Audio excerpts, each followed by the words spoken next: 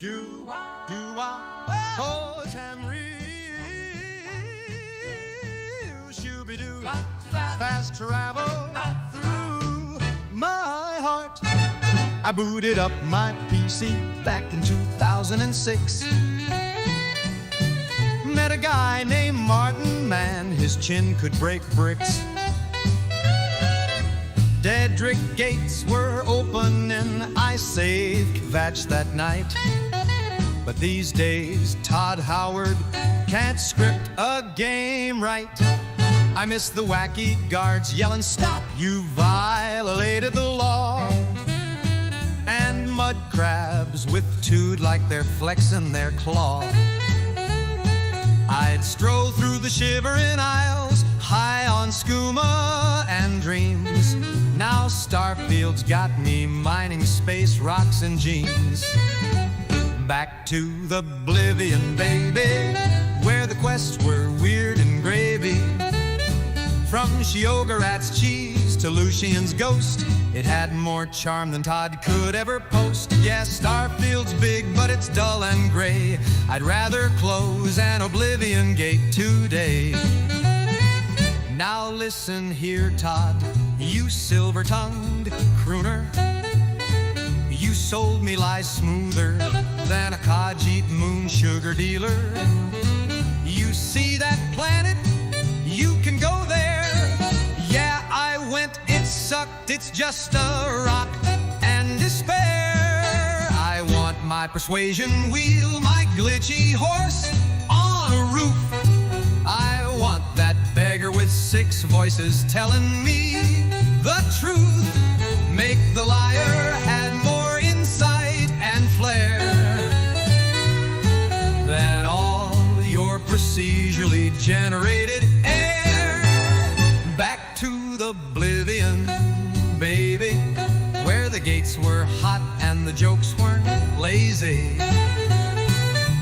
Yeah, Skyrim was fine and the mods were neat, but Oblivion's heart had a weirder beat. So Todd, my boy, if you're hearing this song, bring back the weird and don't take so long. Doo-wop, Daedric pop, Martin Septim never dropped, but Starfield made me stop playing. Oh, Todd, please stop.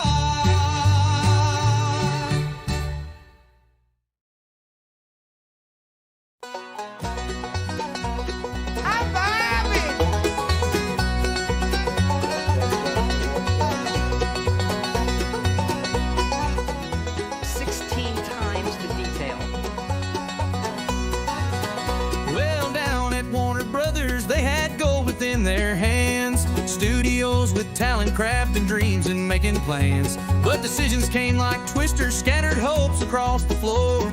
Now players shake their heads, wondering what they're gaming for. Oh, Warner Brothers, what you doing to your name? Patent nemesis, it's greed behind your fame. Canceled Wonder Woman, left us waiting in the dust. Suicide Squad sinking fast, lost the gaming world's trust. That nemesis system had folks cheering far and wide, but you locked it down and creativity just died. Instead of leading progress, you're blocking up the lane, holding back the industry, causing nothing but disdain. Oh, Warner Brothers, can't you see the gaming light? Misreading your audience, getting nothing right, letting great teams crumble, opportunities ignored. Gamers asking why they're even bothered anymore. Wonder Woman could have soared, made history anew, but you tossed her out like yesterday's news. Suicide Squad came in hot, crashed and burned right through. Misunderstood your market, now the joke's on you. Oh, Warner Brothers, lost in stubborn pride. Gaming world's changing, but you're stuck inside. Missed every chance you had, ignored the warning signs. Better wake up soon before you fall too far behind.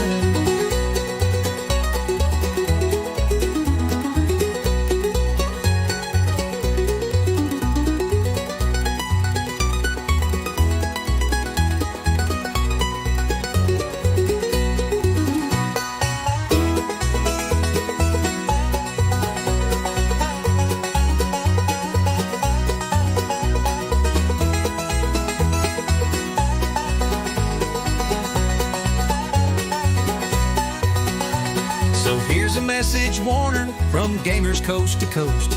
Respect your teams and visions or you'll end up as a ghost. Stop wasting all potential.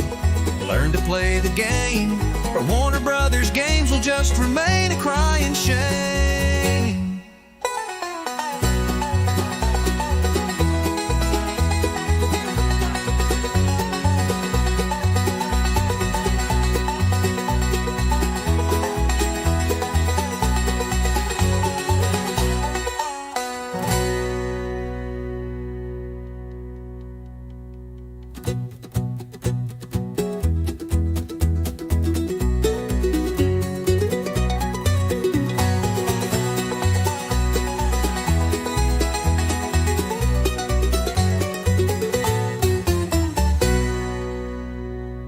Good morning, everybody.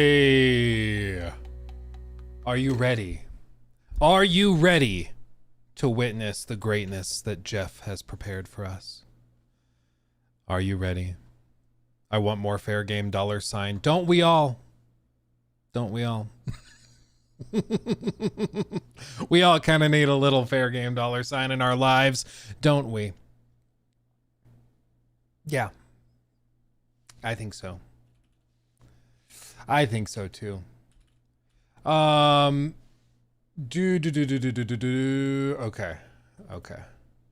It's gonna be fun. It's gonna be good. I'm excited. I think there will be some fun reveals. I'm not too sure how big or crazy they will be, but I'm optimistic.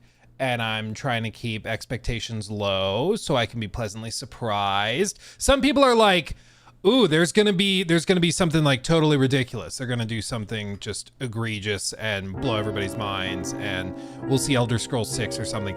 I don't personally think we see anything on that level, but I think we do see some interesting things. Silksong, yeah, Marathon 2. Dude, Marathon 2. Yeah, they're like, so first attempt wasn't great. We're trying again. We're just skipping right to it. Getting to the point. Yeah. That could be good. I think we probably see like Phantom Blade 0. I think we probably see like Little Nightmare stuff. Crimson Desert probably has a trailer because I think they have a demo at Gamescom, so they surely will have something. Yeah, I'm not expecting, maybe I'm wrong for this. I'm not expecting any like huge world premieres. I'm expecting like update trailers on most stuff, like I'm not expecting there to be a lot of like, we've never seen this before. I think it'll be a lot of stuff that we've seen and they're just showing more. You're wearing jeans. Yeah, I wear jeans, not all the time, but yeah, we're getting into that time of the year where you gotta denim up. I had a workout this morning before we came here, and kicked my booty. I know it's not a big deal to like most people. I know it's not a big deal for most people, but for me, this was a big deal. I've always struggled with cardio. I've always struggled with running because I have like exercise-induced asthma. If I start like running or doing extensive cardio, my lungs shrivel up like a raisin and I can't breathe. It's like always been a thing. Even when I was doing like Krav Maga stuff in high school and right out of high school, it always kicked my butt. I just couldn't breathe when we did cardio. And it sucked. But this year I've been trying very hard to kick that and to work on it. I initially was doing cardio stuff with an inhaler, and then I kicked the inhaler and I've been able to just do it straight. No chemical assistance. And I've also been able to get my mile run time down further and further, which has been really good. And for the first time since like high school, I was able to run a sub 9-minute mile, which again, I know for most people who are fit, that's nothing. And you're casually doing like 7-minute miles or 6-minute miles. I get it. That's impressive. But for me, this was a big moment, okay? Because I've always really struggled with running specifically, and also with breathing with cardio. But, we're making progress. And that's the key. That's the key, is to just stick with it, make progress, and you can get better and better and better, My dad, he was in the Marines, and he casually told me, it's why I know I'm physically able to do it. He casually told me, he's like, yeah, when I was in the Marines, we would do, you know, running every morning at like 3 a.m. And he said that he had to do, I think it was, he could do 3 miles in something like super stupid. He could do 3 miles in like 17 something minutes. So averaging what, like 5.5 minute miles, 6 minute mile, like absolutely ridiculous. But hey, he was a Marine. That's what you did. Like you wake up and you freaking ran. It might not have been, maybe it was 18 minutes, but it was something ridiculous when he told me. I was like, that's insane. But that's what they do in the Marines. They just go hard. So of course, like there's always going to be somebody better than you at something, but that doesn't mean your accomplishments aren't significant, you know? Probably benefit from the CPAP machine. Dude, my mom, she did a sleep study and the doctors were amazed that she was still alive. Like, no joke. She did the sleep study and they're like, yeah, so your brain just like straight up turns off multiple times throughout the night. It's trying to escape your skull, apparently. It's like really not okay. And so she got on the CPAP thing. It's totally changed her life. She's like, I just thought everybody was like miserably exhausted 24/7. I didn't realize sleep is supposed to make you feel better. But like, yeah. Ooh. Yeah. If you ever feel that way, go and get a sleep study done. You never know what they might find. Wibba, thank you for that one. Lucula Crisp today. Greetings from Mexico. Greetings. Glad to have you, my friend. Also, thank you, John the Tank, for the very generous $10 super chat. Hey, Luke, is that a Herman Miller chair you're looking at or you're using? I'm looking into buying one. Got my eye on the Phantom chair. Yes, it is Herman Miller. I am a big fan. I used Herman Miller before we did even a sponsorship with them. One of the reasons we did the sponsorship with them is because I told my manager, Jake, I was like, reach out to them because I freaking love this chair. And if they want to ever work together or do something, I can actually provide like a testimonial because I used to like regularly have severe back pain when playing games and stuff for extended periods. I would hear these stories of people being able to like sit down for 3, 4, 5 hours for a gaming session. I was like, I can't do that. My back and neck kills me because I got some of that scoliosis as well. And I'm just a mess, basically. But these chairs, like this chair has just totally changed all of that. It's pretty magical. It's like kind of ridiculous. So I highly recommend the Herman Millers. They are like, they're very expensive, not for everybody. But if you work a job where you sit a lot, if you do something like that, it really can make a difference. Not for everybody, but if you can afford it, it's pretty remarkable. And the little hack is that a lot of like office companies use these. And when they move offices or upgrade offices and equipment, they'll sell these things for like $300 when normally they're like $2,000 new. So just like keep an eye on like Facebook Marketplace or Craigslist or something in like tech centers if you live near one, because you'll pretty regularly find them for way cheaper. So just keep an eye out. It's pretty fantastic. Let's see. I'm catching up on these super chats real quick. Jay Moore, thank you for the 5. Hopefully we will see Ill did look really cool at Summer Games Fest. I'd be down to see that. Atomic Heart 2, yeah, if they have any gameplay or what was it, the Cube, whatever that was, you remember that? It was they're like always online, the Cube game. It's literally called the Cube. Okay, yeah. Remember this, where like the map is constantly shifting and changing? We could see something about this. This one seems genuinely interesting. I don't really know what to make of it, but it's an interesting idea that like you're literally fighting on this massive cube that just all the time is rotating and changing. So the biomes of the map are constantly shifting. It's really interesting, And so we could see something about that. It might be too early to see Atomic Heart stuff, but I would also love to see anything about it because all of their trailers looked too good to be true, which, as I've said with Crimson Desert, if that's what people take away from your trailers is that's too good to be true, that is a fantastic problem to have, assuming you actually made the thing in question. If it's fake, then you're in trouble. But if it's real, oh, baby. And I mean, The outfits are pretty nice too. Not to come off as like just a total gooner, but seriously, it's nice. It's nice. Like, what even is that? That's great. What else we got? Oh yeah, Atomic Heart 2. That could be a good one. We might see it. My understanding is the way they phrased it, they were like, yeah, most of these trailers that Mundfish did were like proof of concept trailers and were like sizzle reels, basically, probably fishing for investors. As for whether or not any of this has actually been built, I don't know. Because a lot of the gameplay, at least to me, gave me the gut check feeling of like scripted cinematics. It didn't give me the feeling like it was actual gameplay. I could be wrong. You know, some of these new games that we're going to start seeing over the next few years are going to be so graphically ridiculous that it's going to be like, so is that a cutscene or is that real or what? I can't tell anymore. It's, again, a great problem to have. Great problem to have. I read that one. Rock Hawk. Thank you for the 2. Awesome super chat here. On the toilet pooping after Chipotle hype for Wukong. That's most definitely what's up. Godspeed, my friend. Good luck. Good luck and wipe strong. I think we probably do see Black Myth Wukong DLC. I think we probably do. Dark Ages DLC? Maybe we could see that. There's a lot of maybes. I think there's also a lot of solid lock-ins, but I'm hoping we get one of those no freaking way moments. People were joking that like Gabe Newell walks out, just holds up 3 and then walks off stage and that's it. Like that would be pretty baller, but who knows if we actually see that.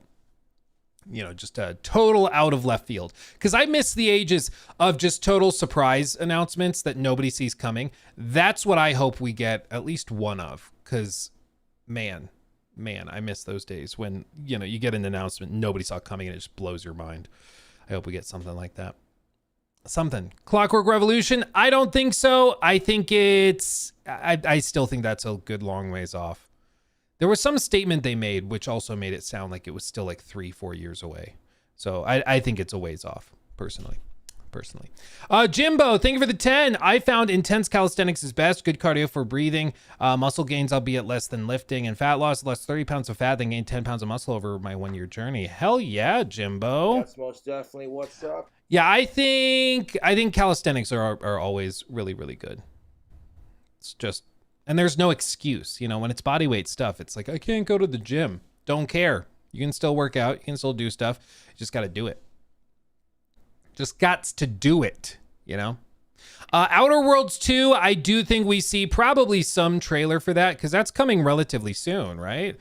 Is that September or October? Doesn't say there. October 29th. So... we probably see a trailer for this because this is like the last big showcase where they'll be able to do it. So we probably see an Outer Worlds 2 trailer. I don't know. I'm sure the game's going to be pretty good. Microsoft is trying to view it like it's this massive AAA thing. And I just haven't gotten that vibe yet. Maybe it does end up playing that way and it does end up actually feeling like a big AAA game, but I haven't felt it yet. Wilfredo, thank you for the 2. Hoping for more routine sci-fi horror. What was that other horror game? There was another one that seemed really interesting. It's like Puppet. I don't know. It'll come to me. Elijah, thank you for the 2. Concord 2. We can only hope and dream, my friend. We can only hope and dream. Can you imagine? Herman comes on stage. We heard your feedback. You are frustrated with Concord, with us focusing on live service. So we've listened to your feedback. Concord 2 comes out next year. I wouldn't put it past him, honestly. You never, ever know. Judas, it's very possible. Judas is actually possible. What's also interesting, I just saw this. Did you guys see the breaking news this morning? This is like brand new. Jason Schreier just reported on it. You might not have seen it. Where did it do? It's in my bookmarks. There we go. So if you don't recall, just like a week or two ago, there was news that the developer of Bioshock 4, Cloud Chamber, had failed some like senior leadership review, and it was specifically failed over the story. Something about the story was so bad that executives delayed the game basically internally. They moved one of the, I believe they moved the creative director into a franchise director spot, and they're putting someone else in as creative director on the game. And then they straight up fired the studio director who had been there since they founded the studio. And they did a bunch of other stuff. Major shakeup. Something was so bad about the story that executives went scorched earth. And then just this morning, breaking news, Jason Schreier reports that Bioshock 4 developer Cloud Chamber is laying off an unspecified number of staff. Also, former Diablo boss Rod Ferguson is taking over as Cloud Chamber's new studio head. More than a decade ago, he joined the troubled Bioshock Infinite and helped salvage that game's production.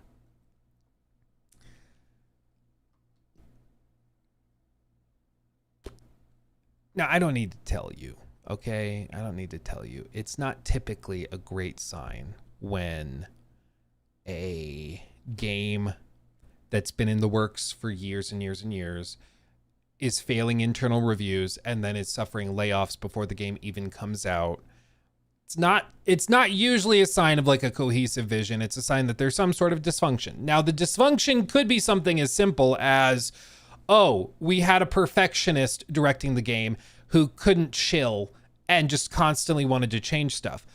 That could be it. That was the age-old problem with Bioshock Infinite under Ken Levine, for example, reportedly, is that he always wanted to change stuff, very much a perfectionist. So he just never could settle on one thing. He always was changing his mind.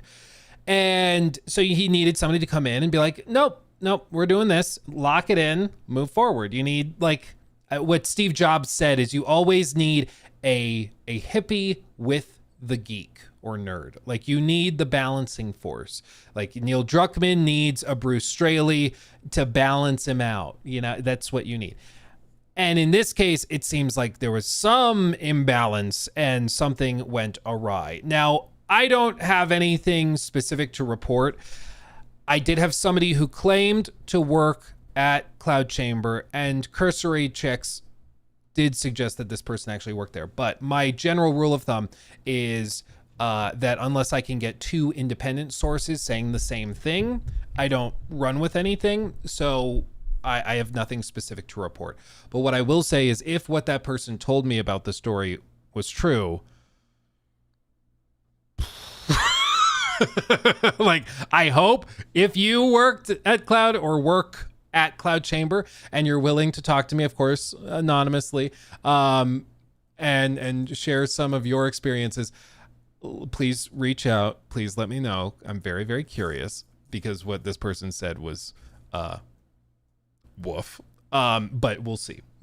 Again, could be, you know, an elaborate ruse, but if I get confirmation, I'll share it with you, because it's a lot. But as I've also said, typically games that are dysfunctional and that have had a lot of problems getting across the finish line, there's usually a reason for it. Like, really amazing masterpiece games don't tend to get canceled and like tossed aside. Like, typically if there's something there, people can see it, and then it sees the light of day and finds success. There's of course some exceptions where, you know, maybe a studio is shut down because they recently unionized and the parent company doesn't like unions, and so they shut down for that reason. Sometimes there's broader stuff like that going on, kind of more macro considerations, but the rule tends to be that if a game is having problems, it's probably not going to end up being a remarkable game, even if it sees the light of day. And for years, we have been talking about games, and we play these games, and we're like, how did this not get canceled at some point? Like, this is so bad. How did this not get shut down? How did nobody step in and go, what are we doing? Like Suicide Squad. This is so bad. What are we doing? Somehow they never did that. And, you know, steps like this are kind of a correction to that. Now, it's not all doom and gloom. Strauss Zelnick was asked about this, and other executives at Take-Two Interactive, the parent company of 2K, who publishes Bioshock, they were asked about this, and they said, hand on my heart, swear to God, Bioshock 4 is coming. They're not canceling it. They're not scraping it. They are committed to getting it out the door and to fixing it. And like he says here, former Diablo boss Rod Ferguson literally was brought in a decade ago, more than a decade ago, to fix the troubled development of Bioshock Infinite and to get that back on track. And that's one of those examples, rare examples, of a game that was sort of in development hell and ended up being fantastic. I love Bioshock Infinite, and I think it's great.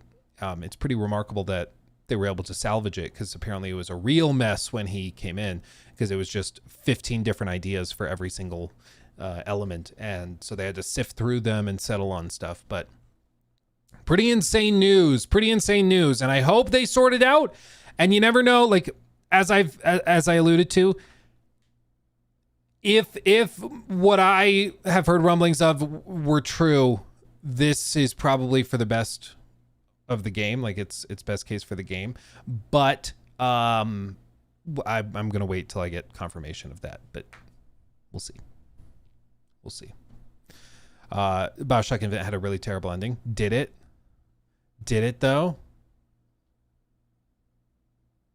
I was gonna do this whole thing where I like started to gaslight you, and then I was gonna pretend to be in another dimension, an alternative reality, and it was gonna be a whole thing. But then I was like, is that really worth it? Is that really worth it? And then I chickened out, and then I explained it to you, and now we're here now. There you go. Chad Williamson, Williamson, thank you for the membership real quick. Dragon Killer, thank you for the sub over on Twitch. Thank you, my friend. Luke, keep up the good work. Thank you. I shall. Zep Toys, also thank you for the 7 months. I'm currently doing strength training, but yeah, I need to mix in some cardio. Even if it's just 20 minutes on the Stairmaster, do that. Stairmaster makes, it is the ultimate equalizer. Doesn't matter how big or buff you are. Doesn't matter how much you've done sprints or swam. The Stairmaster will make the weeping babes of us all. The Stairmaster does it all. It's very, very good. The key is you can't put your hands on the rails. I see people doing this and then like kind of pulling themselves up. That's cheating. That's cheating. Can't do that. Can't do that. Pre-show, the pre-show kicks off in 7 minutes, so I'm open to it. It just depends on what it is. Typically, the pre-show tends to be front-loaded with a lot of like mobile games and other things that don't really fit into the big show. So, if there's something to watch, we'll watch it. But if it's just filler stuff, then we'll forward through it.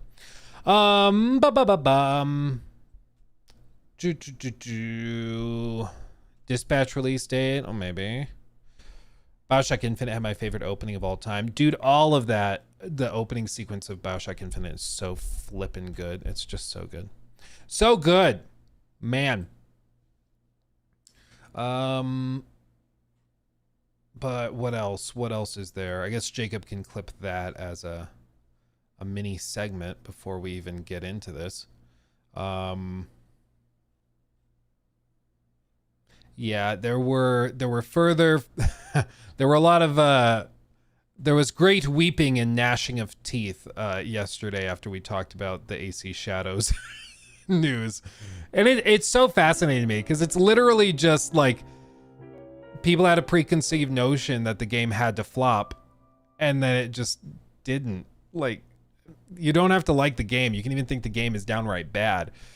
Like, I don't think the FC games are particularly good, and yet that is the #1 selling game from 2024 still in Europe this year. But this was just very funny. You're seeing people literally calling into question the reporting agency, saying they are faking it as part of like a grand scheme or something. It's like, okay, I think we're getting silly. You know. I think we're getting a little silly. I'm at work listening, but I'm going to try Bioshock Infinite now. Never tried it. Used years ago. Dude, seriously, you'll be happy. You'll see. You'll be very, very happy. Luke, did you see Bethesda hired Veilguard's writer? I did, and I actually filmed a video I was about to publish because I guess I can I can show you the thumbnail I made. I made a couple. So if you don't know, we basically go and make multiple thumbnails for each video, because YouTube now has this thing where you can test thumbnails, and they'll like why won't it just open? Dude, Windows 11 can eat my ass. Like, what is this? Just open the pictures. It's ridiculous. It's like, I don't know how you want me to open it. It's a picture. Damn it. Yeah, anyway, we make multiple thumbnails to see which one performs better. And I have a feeling I know which one's going to perform better. But I found a picture of Todd giving a little smirky side eye. And then I found another picture of Tosh. And so we have this one. And then I also tried one like this. And I think this one's going to perform better personally. But you never know. Sometimes you'll be surprised. Back when Concord was launching, I did thumbnails where I put the blueberry dude in the thumbnail versus like the trash can dude. Anyone that didn't expect Shadows to sell a buttload is crazy. It's Yeah. AC in feudal Japan, the setting people have been asking for since AC2.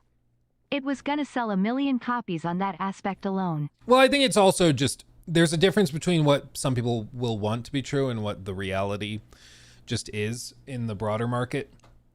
Like, I think a lot of these Marvel movies are just creatively bankrupt and kind of miserable to watch. I've tried to get back into them and I just can't. I'm one of those like OG Marvel Cinematic Universe guys. So I watched the first round, like through Age of Ultron and the first Avengers, and of course, like I saw Endgame and stuff, but I'm checked out. I kind of grew out of it, you know, the magic's gone. Exactly.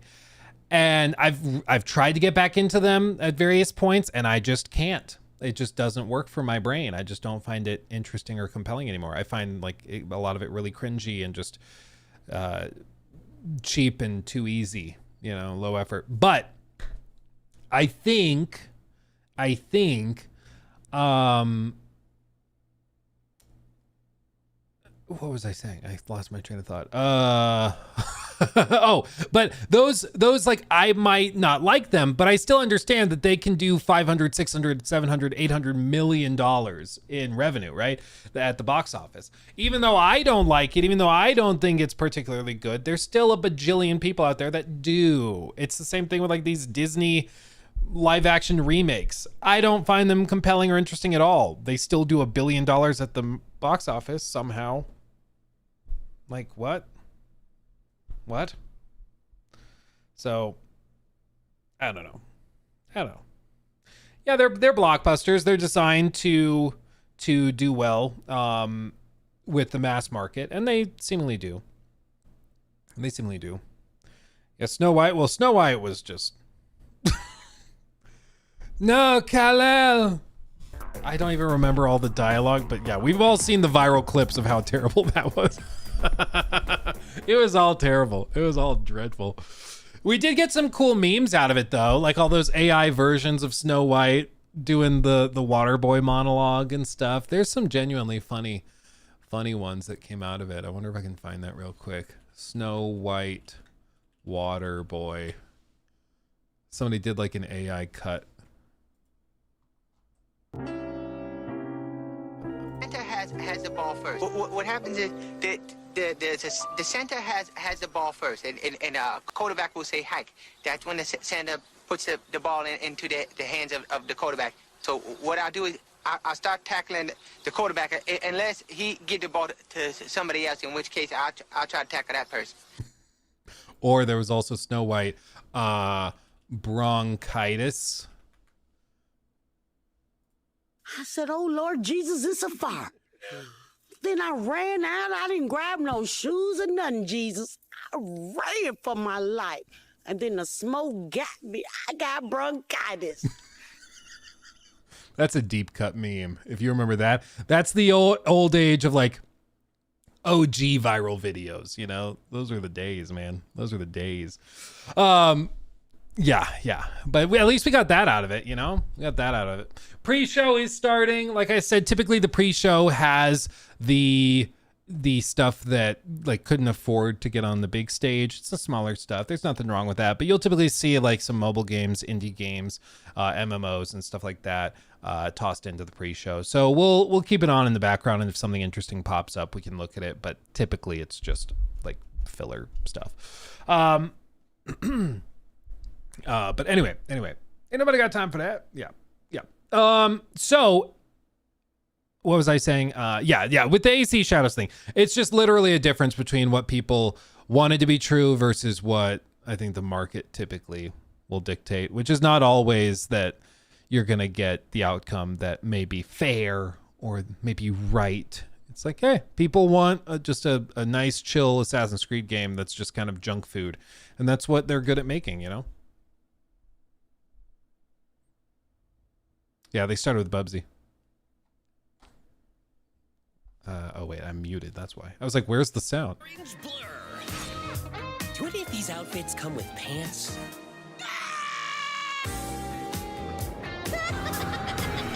You know I've only got one brain cell, right? And it's working overtime on this baby. Atari? I didn't even know they were still around. I'm surprised they were allowed to say that. You don't typically like see companies being like, yeah, you can joke about us like not even existing because we're so irrelevant nowadays. That's funny. Introducing Bubsy 4D to the world? I'd say, yeah, that sounds about right. Now let's keep this pre-show popping. Here's another brand. Interesting. But you see, it tends to be more like niche games. So for some people, they'll see it and be like, oh my God, my dreams are coming true. For other people, it'll be like, whatever. But it's just, you know, they got lots. Next year, though, fam, I think I'm locking it in. Next year, I think we're doing Gamescom. We're going to go. I might drag Jacob along with me. We'll go to Germany. We'll do the whole thing. We'll go to an actual Biergarten and we'll do vlogs and stuff. I think it'll be fun. I think we'll actually do it. See you there, Luke. Yeah, you better. We could do like a meetup. Go rent out like part of a restaurant. We could all meet up. It could be super cool. Dude, Atari has everything. LucasArts.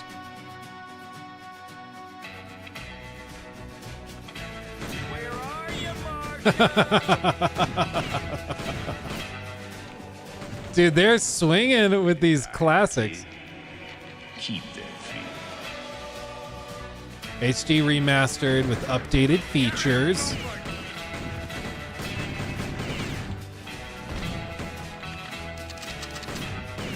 I see a gleaming city rising. A city that has a fine name on it. It's gonna take more than bullets to get what you want, mister. Once a lawman, always a lawman.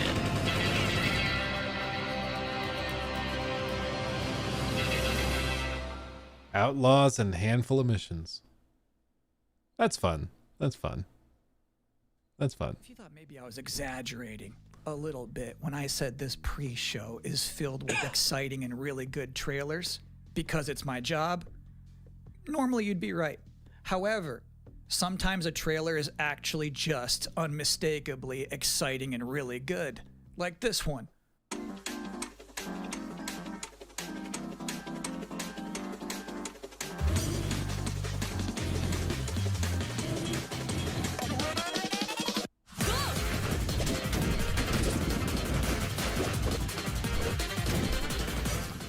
Huh. It's like, what is that old game, the rail one? I don't remember. I don't know. Temple Run with the basic tracks, but this is like a way more elaborate version of that. That's funny. Trains! Jet Set Trains! That's fun. It's really high production value too. Look at that.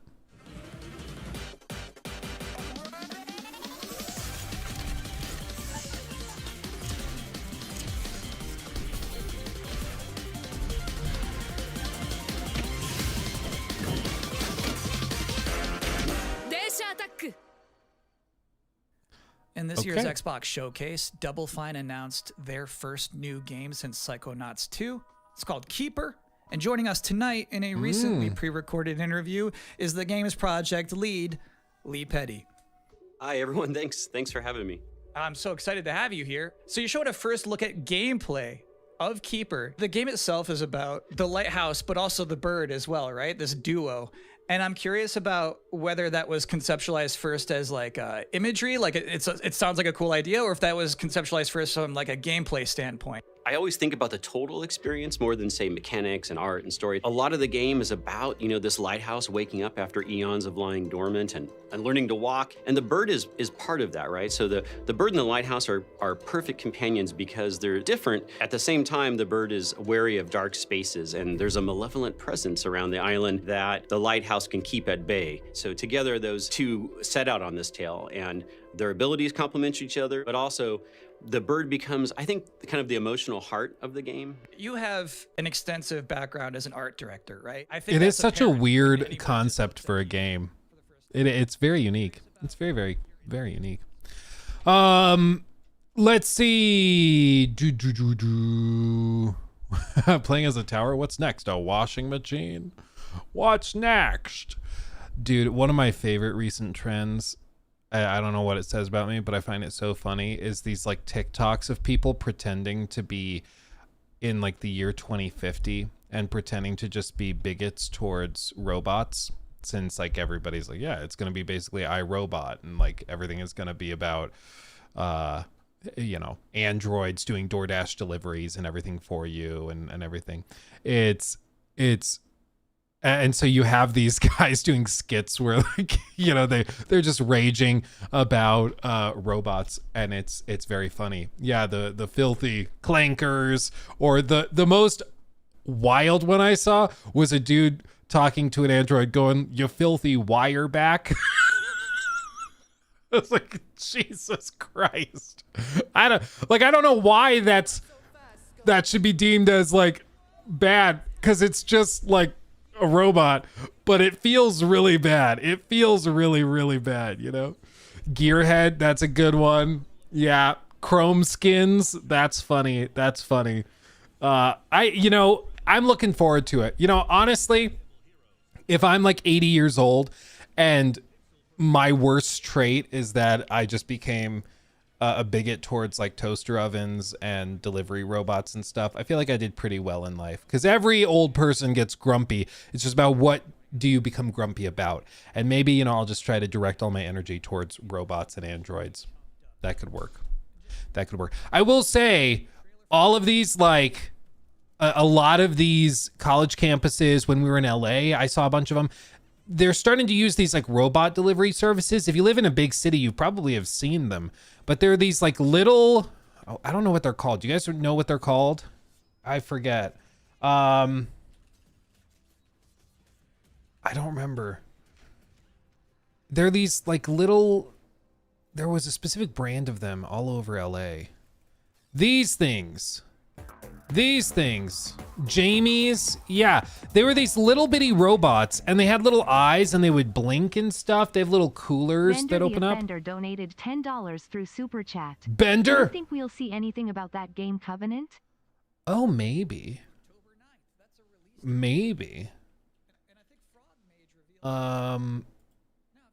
Because that was, when did they first reveal that? It was this one, the first person fantasy game. That was also at Summer Games Fest, right? I think it was. Maybe we see something. They might also wait till Game Awards or next year, because I feel like typically if you've revealed something in the summer, it's tough to go like a month and a half and then reveal something else, unless you have like a big, like you're about to release and you have a big marketing budget or something. So maybe, but I wouldn't count on it. Wally is one of the good ones. He's one of the few. But these things are becoming more and more common in these cities. And dude, I was shocked at how many of them were constantly running. We walked to the venue for Summer Games Fest every morning, and we walked past 2 or 3 or 4 of these things on our walks regularly. It was like a little ridiculous, but they just drive around. They do the deliveries. I don't know when or how they charge. I don't know what the deal is. It says they have 14 hours of range, but we did see them. They have these little name tags on them on the sides, And like, as you can see here, Jamie, and then it'll be like, Jamie's on a delivery, and it'll say that. And so we would see the same robots, like, oh, Jamie's doing another delivery. It was kind of funny. It was honestly kind of funny. But they just hop on the sidewalks, they drive. And so you can order through like Uber Eats, and the robot will go pick it up and bring it a few blocks to you. Like, they actually work pretty well. Like where I live, it's not that practical. I don't think you could do it. But in big cities, why the hell not? Like, they can run that thing for 14 hours without breaks. They'd much rather do that. What is this? Hold on, I'm gonna go back to right as it started. Creators of Ghost Runner. I see a horrific dystopian battlefield, and I'm immediately interested. It's probably not good.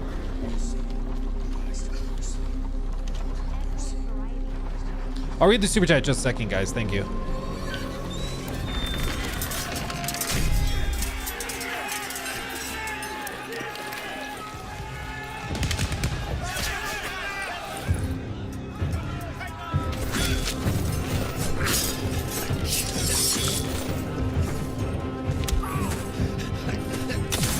Oh!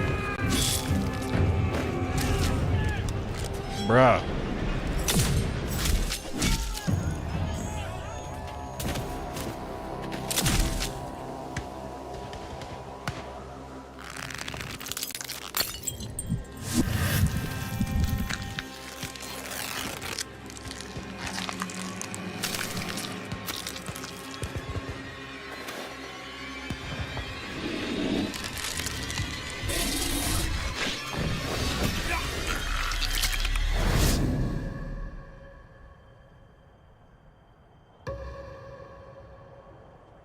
Dude.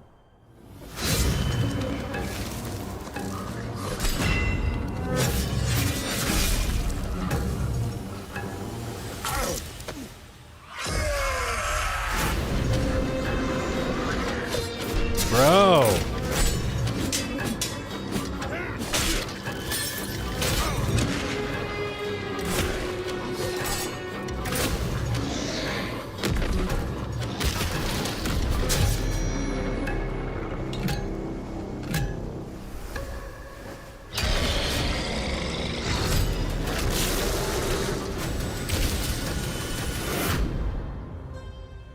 Valor Mortis.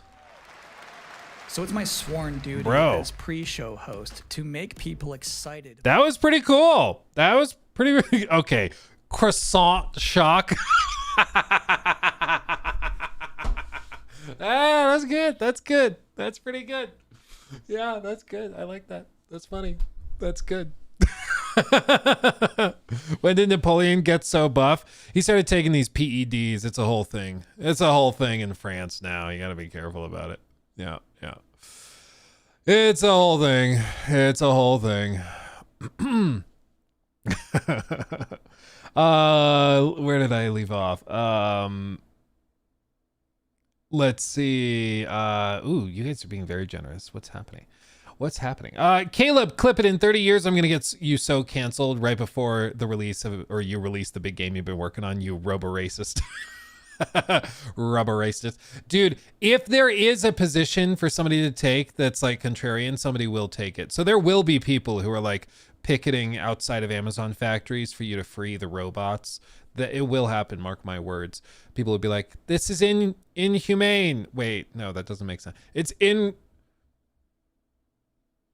It's not nice, and people will do it because people love protesting stuff all the time. It's a passion project, really. And you better believe there will be people like chanting for you to free the robots. Yeah. Yeah. Also people chanting to like keep them enslaved, but it's going to be a whole thing. It's going to be a whole thing where it's like, robots have souls. I'm a Christian. Dude, we need that. We need an old school copper cab, the ginger have souls video, but with robots. We need that. We need that. Let's see. 53 nights. Can we use the hard R for Clanker? Well, just like my daddy and his daddy for him. We don't trust robot kind here. We don't trust none of them types. Stoic Space, thank you for the 5. Did you see China is making robots you can impregnate?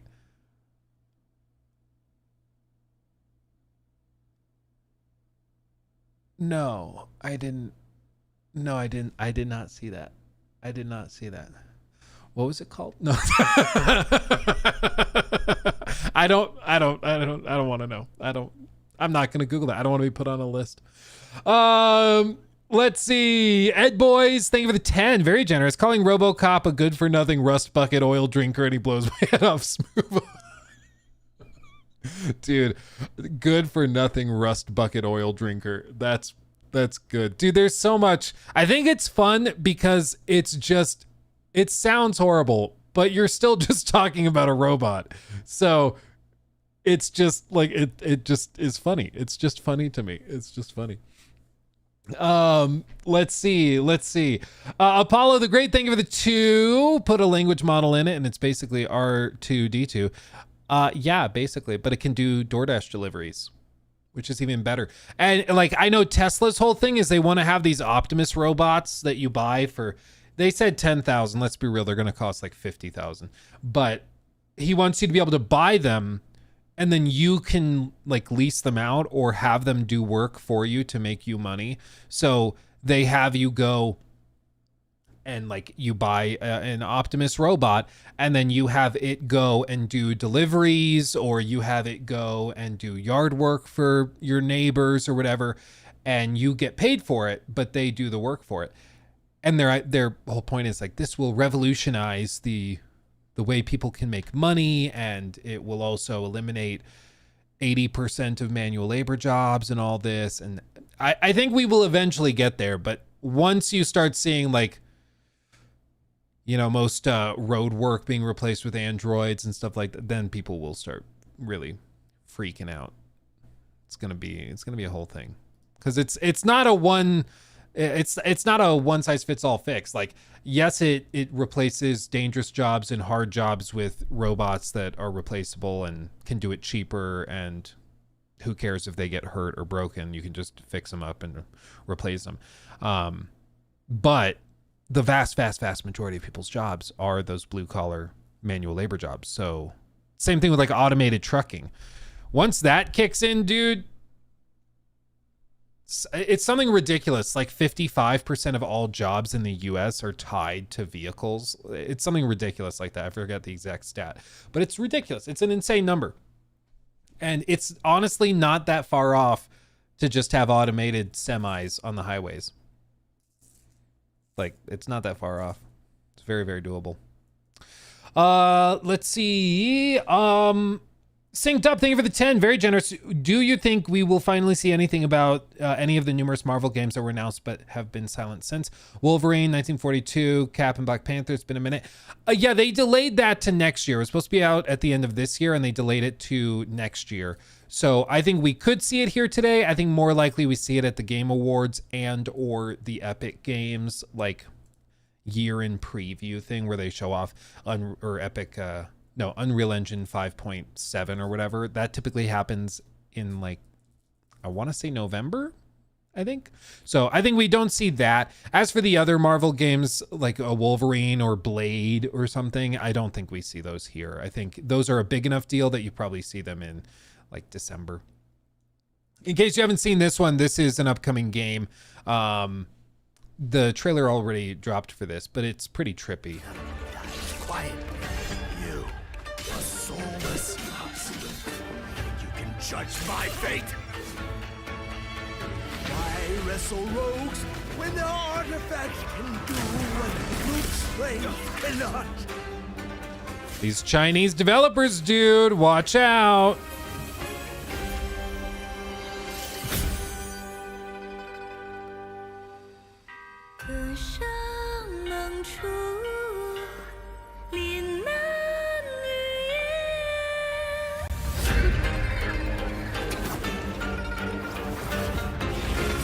What? Soulless husk?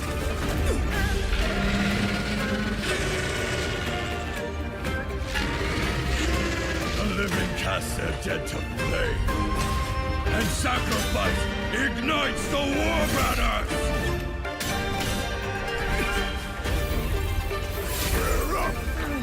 Here we go again. Is that too small? Is that comically small? Oh!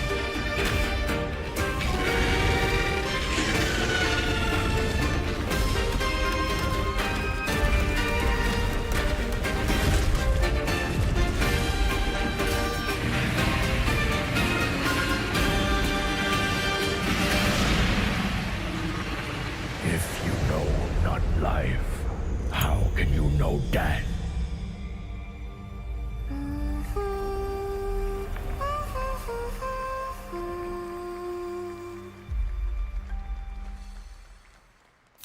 Yeah.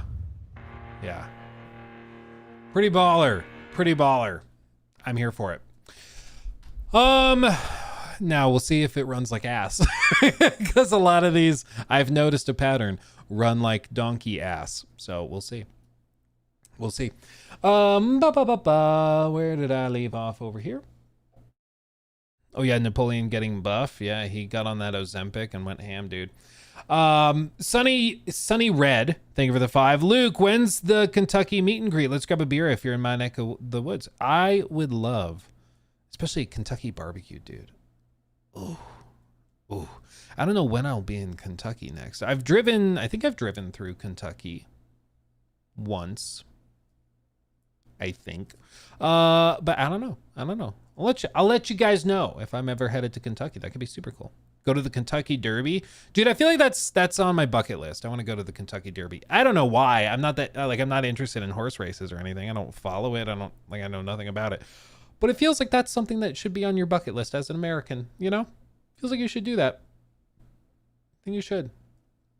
Ooh, I'm craving Texas barbecue. Dude, when we were in South Carolina for a layover, back in January on our way to the Bahamas, we flew to South Carolina and then we were chilling there for like 18 hours or something. So we got a hotel room and I ordered in South Carolina barbecue. Oh my God. I got some barbecue burnt ends. It's enough to change your life, dude. It's like, should we move here? Should we move for this? It's pretty damn good. It's pretty damn good. Their circuits aren't wired properly. Oh, you mean the damn oil drinkers? Yeah, we brought them into this world. We can take them out. Blake Rogers, thank you for the 2. You see Helldivers and Halo Warbound, so stoked. Yeah, dude, it's the crossover that made sense from the outset. Everybody was like, dude, it kind of looks like Halo. This is like a perfect Halo game. You could totally do that. And it's pretty surreal to see them now doing it, but they are. They are. And it's awesome to see. I'm excited for it too. Toby, thank you for the 10. Buy the family a box of ice creams. I shall, Toby. Thank you. The boys... There's actually a new ice cream shop in Old Town Fort Collins that we've gone to a number of times called Edison's, and it's very, very good. If you're ever in town, you should go there. It's very, very good. So I'll take them there. I'll take them, get ice cream, and I'll say, guys, Toby gave you this. This is Toby. They're going to be like, who's Toby? I'm like, don't worry about it. Don't worry about it. Carnage, thank you for the sub with Prime, by the way. Thank you, thank you. Juxuck Sun, thank you also for the sub over on Twitch.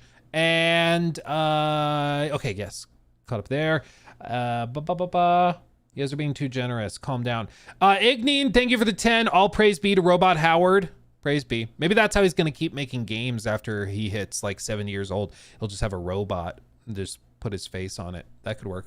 We can do that. Your host, the creator of the game. Okay, here we are. Jeff Keighley, Gamescom, bring it on.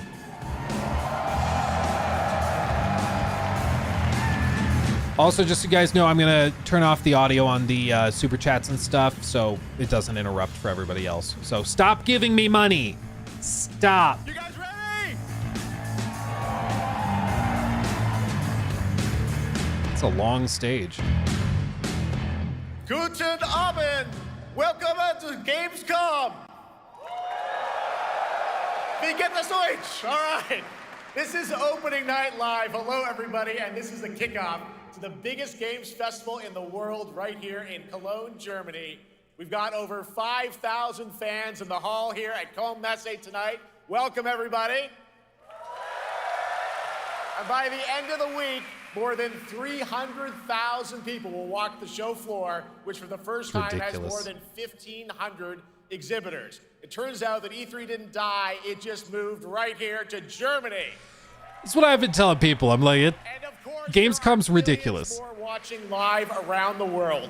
No matter where you are, we're all connected tonight as one global community to celebrate the art, creativity, and joy of games. From the boldest indies to the biggest blockbusters. Today, the game industry has never been more dynamic. Clever ideas from small teams are breaking through in huge ways. This summer, Peak, a co-op climbing game created by Aggro Crab and Landfall Games, stormed the charts on Steam, and right now I can announce for the first time it has sold over 10 million copies to date. Congratulations to the team. It's really fun. And there's also other fun ones, like you guys have probably played Date Everything, a wild dating sim where you can romance a treadmill or a curtain. It's on Steam right now, check it out. It's sold an estimated 500,000 copies. And all these successes prove something important. Small teams with big ideas can change the industry. And that brings us to one game made by a handful of developers in Australia. For 6 years, Team Cherry has been crafting Hollow Knight Silksong. It is highly anticipated and Steam's most wish-listed game. It is not here tonight. I can finally definitively tell you that Silksong is 100% actually launching this year. And behind me, you're seeing some brand new Silksong gameplay, the first extended look since the last trailer in 2022. And starting tomorrow, you guys here at Gamescom can play a demo at the Nintendo and Xbox booths. There you go, Silksong is real.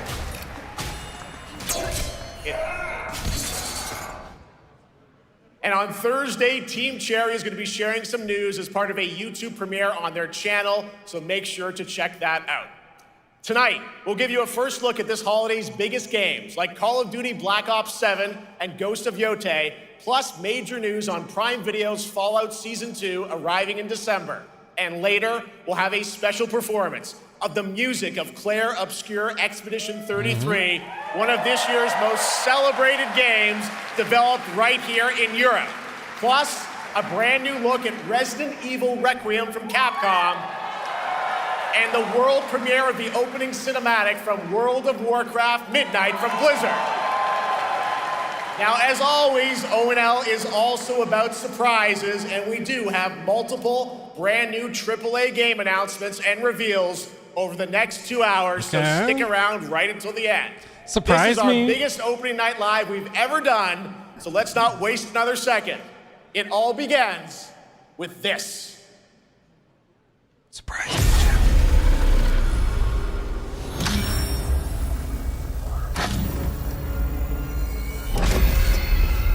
It brings me such satisfaction to see you here. A witness to my work.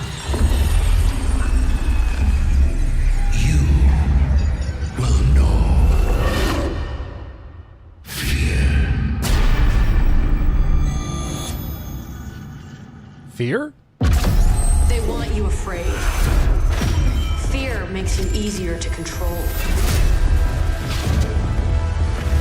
It's time to wake up. Your streets shall once again run red with your blood. Raul Menendez igniting global unrest on an unprecedented scale. Menendez is a terrorist. We're bringing peace and security to the world. He refuses to let me go. Stop looking backwards, Dayton. What matters is what we do next. A lot of people counting on us for answers.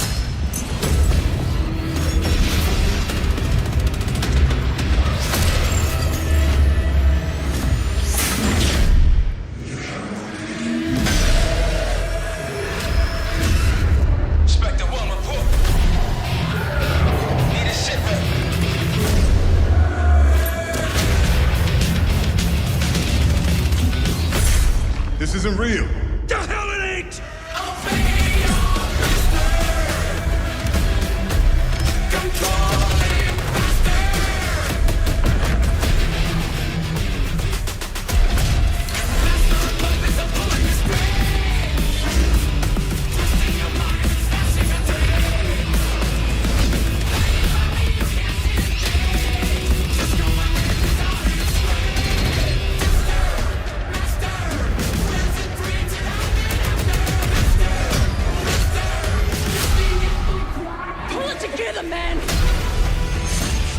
to leave, Daddy. Killing the man is a hell of a lot easier than killing the idea. You were never cut out to be a Mason. No more games. This ends now.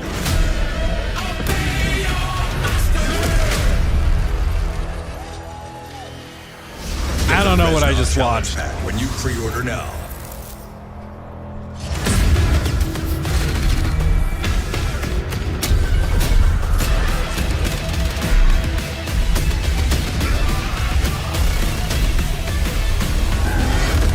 To the top 10. How about that? Zombies, of course, Dead Ops Arcade as well, and it looks like we also have an official date. Call of Duty Black Ops 7 releases on November 14th. And to tell us more, please welcome Miles Leslie from Treyarch and Natalie Pohorsky from Raven to Opening Night Live.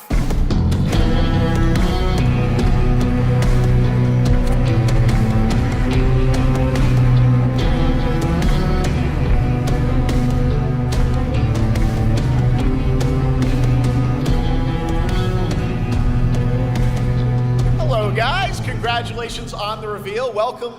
Notice all the walls they have around the stage and the security guards inside the wall.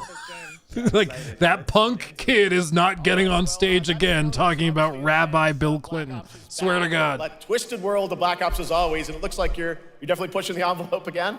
Absolutely, Jeff. It's been a long road, and we're thrilled to finally be sharing what we've been building. Black Ops 7's got a bold vision of the future. We're diving into 2035, and it's a future that feels real, just out of reach, but it's twisted in only the ways Black Ops could. And, you come to expect what you got there. It's a world of fear. The shadows are gone. Nothing is what it seems. Yeah, 2035 setting. So the question is, we're wondering, how does this all fit into the Black Ops timeline? Yeah, so we're pulling threads from Black Ops 2 and Black Ops 6, but don't worry, don't get it twisted. This is a beast of its own, Black Ops 7. We're stepping into a world spiraling from the return of Raul Menendez and the consequences of the past.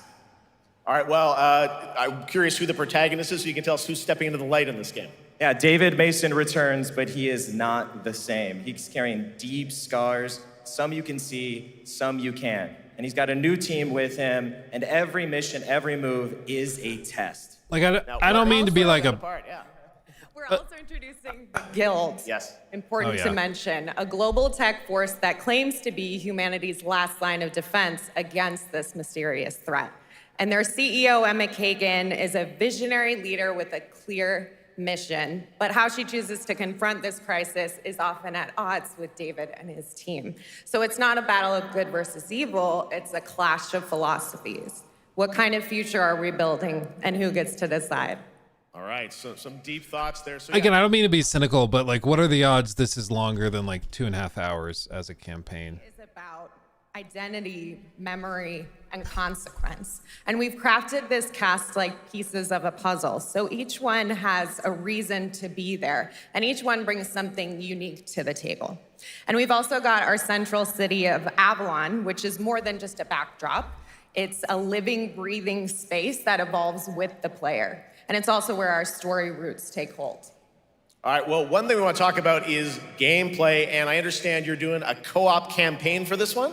That's right. From the start, we wanted to make a bold change with the campaign. Black Ops 7 can be played solo or up to 4 players. It's a shared experience, and every mission has been handcrafted for variety. Tone, pacing, gameplay location. You're going to be running on the rooftops of Japan, exploring the Mediterranean coast, and then diving deep into the human psyche. All of it has been crafted to really add clues to the story and offer their own gameplay focus. Wow, so wild story, co-op campaign, you are definitely pushing boundaries this time. Yes, we are. Black Ops 7 is all about innovation across the entire game, and not just in gameplay, but in how we tell stories, how we connect players, and how we build worlds. And this is just the beginning. There's more to come at Call of Duty Next, including multiplayer and zombies. But for now, we hope you guys are excited to step into something new and experience something truly unforgettable. Amazing. All right, Call of Duty Black Ops 7, thanks so much, guys. And now, here's a behind-the-scenes look from the rest of the Call of Duty development team. Thanks, guys. Black Ops 7. I mean, again, like, I don't mean to be a cynical prick. I'm just like, last time they tried to really hype up the campaign, it was like, you know, 2 hours long, 2.5 hours long. To finish. You can bring your friends, you can make some new ones, and there's a whole bunch of adventure even after the story. For solo players, we really make sure that they can engage in the campaign the way they want to and feel like they're truly playing a Black Ops story. What's going to be fun is having each player in your squad gravitate towards their own play style and then really playing it off of each other. We've crafted this as an inherently social mode that features the amazing linear Call of Duty missions that our community loves. Mission variety is at the core of the Black Ops 7 campaign. The pacing shifts between high-intensity combat, stealth-driven objectives, and deeply psychological sequences that challenge your perception of reality. Avalon serves as the narrative's anchor throughout, but the campaign stretches far beyond its borders, both geographically and thematically. It's dynamic and full of opportunities to explore, experiment, and experience the story in new ways. And in the culmination of the co-op campaign, we're unleashing something bold, the end game. It's a proving ground to put everything you've mastered throughout the campaign to the test. The end game is a brand new PvE social experience where you and your squad will need to survive overwhelming odds, adapt under pressure, and break the rules of what you thought a campaign could be. Each run is a new step in your power journey as you wield personalized abilities and face unexpected challenges. And here, all of Avalon opens up. It gives us a lot of freedom to have some fun with the gameplay mechanics, player movement. Players really can turn the map into their playground. This is your chance to explore the world beyond the mission.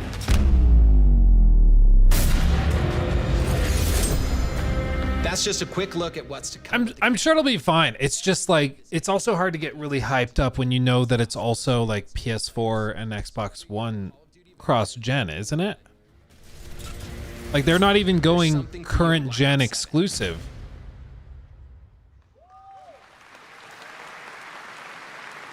And we're like 5 years in. Much more on Call of Duty Black Ops 7. Make sure to watch the full-length Black Ops 7 Direct and tune into Call of Duty Next on September 30th. Still to come, we'll have news on Fallout Season 2 and the announcement of a brand new game from adventure game legend Ron Gilbert. I grew up playing his games, and I can't wait to show you his next unexpected creation a little bit later. All right, who's ready for our first brand new game announcement of the night? I am, Jeff. I figured you'd feel that way. Well, to do the honors, please welcome back to ONL one of the most respected and recognizable hosts in esports. She's my co-host, Shocks. And I'm awkwardly here not watching esports, so I have no idea. I just Seriously, great. I don't watch esports. Thank you so much, Jeff. It is so great to be back here at Gamescom and ONL. I just had so much fun last year that I had to run it back. And let me just say, we have an unbelievable show for you tonight. And now, without further ado, it's time for our first new game announcement at ONL. Please enjoy. Our gods have forsaken us for fear of the coming darkness consumes all but you, lamp bearer. Something stirs within you, something ancient. Lords of Hawk. Powerful, hungry. So I ask you, will you harness this darkness within and deliver unto our so-called lords retribution?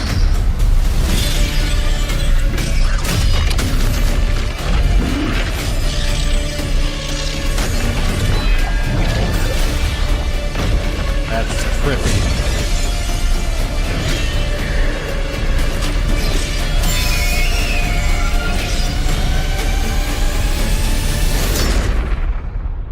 But should you fall, a piece, the world falls with you.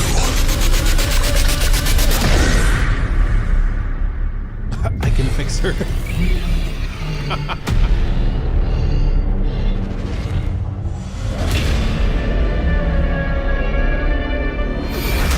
Lords of the Fallen 2.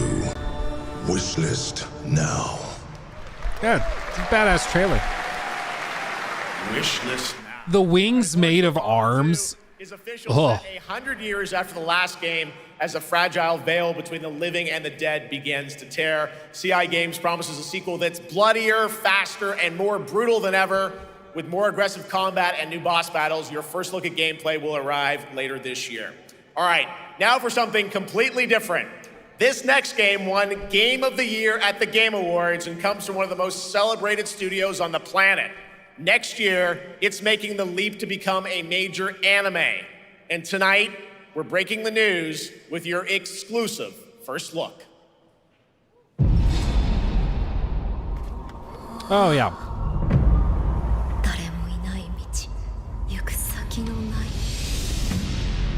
Sashina.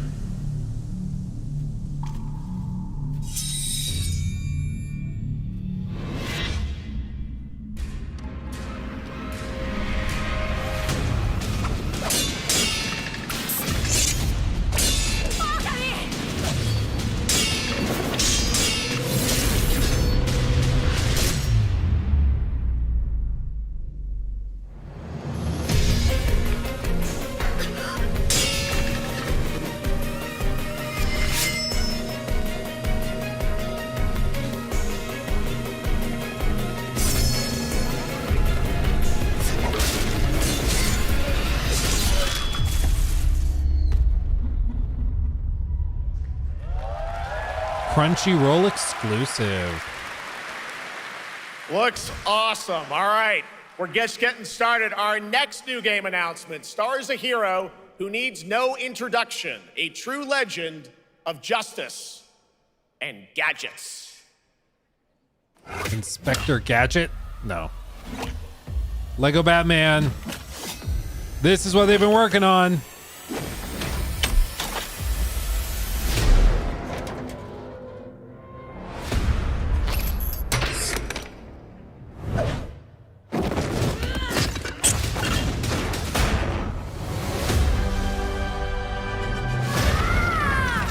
I need to become more than a man.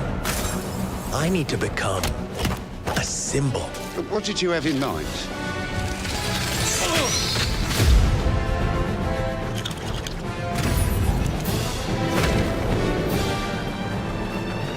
Dude, what? Did they just make Arkham City but in Lego? It kind of looks like it. Who are you? I'm Batman.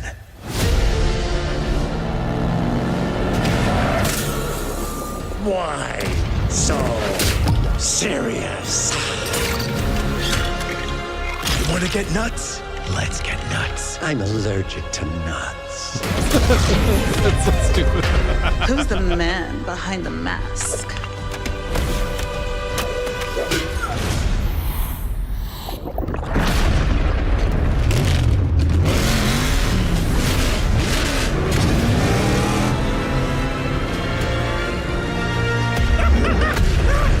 I got you!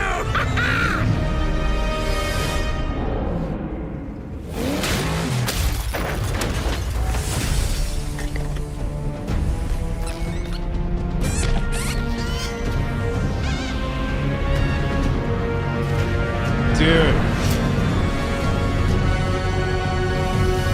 Oh, you think darkness is your ally. You merely adopted the dark. I was born in it, molded by... Ah! Who put that there? I could have really hurt myself. Okay, that looks fire. That looks fire. That's gonna be good.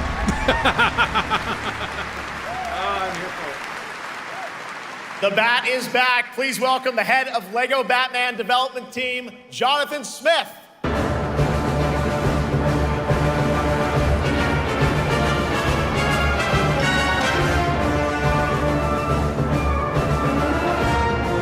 Jonathan, welcome welcome to ONL. All right, so after the huge success with Lego Star Wars, you guys are returning to Lego Batman? We are so thrilled to reveal this game tonight for the first time to you all and to the world. Yep. And that's not all. At Gamescom, you will be able to play Lego Batman Legacy of the Dark Knight. Wow. Pretty amazing. All right, well, there will be a demo on the show floor for everyone. Now, let's break down that trailer because we see so many fan favorite references, to films and things like that. So what is the story of this game? This is the definitive, essential Batman story. We take you on Bruce Wayne's epic journey from origin to legend. You'll train with the League of Shadows. You'll fight crime on the streets of Gotham. And as the years go by, you'll establish your ultimate legacy as the Dark Knight. We've incorporated iconic moments and deep-cut references from decades of Batman movies, TV shows, comics, and games, all brought together and brought to life in our unique Lego world. Well, we cannot wait for it. Let's also talk about the combat, because we've got some real gameplay here of the combat, and I gotta say, feels like you're really amping things up here this time. Oh, the team has created a really rich, deep combat system that's authentic to Batman's unique style. Dude, seriously, so, surrounded it's like by enemies, you'll free pull flow. off powerful attacks, counters, and takedowns. You'll use cool gadgets like batarangs to stun enemies and the Batclaw to reel them in.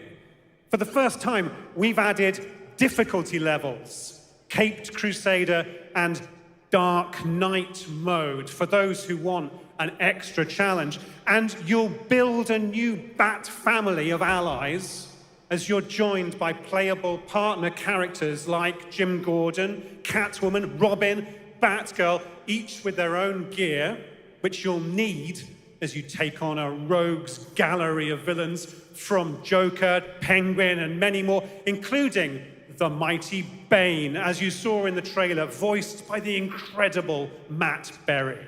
Oh my God, I cannot wait to see what you're packing into this game. It also looks like you have a bit of is it an open world Gotham? Is that fair to say this time? Sure, that's right. Gotham is a playground, a Lego playground where you're free to explore. You can grapple from rooftop to rooftop, glide over the streets, or cruise around in your choice of Batmobile.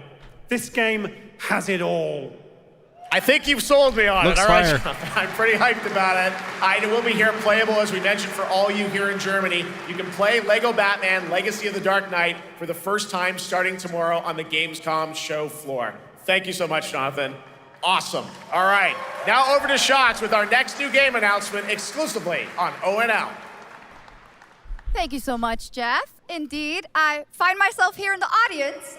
There we go. I find myself here in the audience. Thank you so much, Jeff. And some of the best fans at ONL. So is everybody having fun?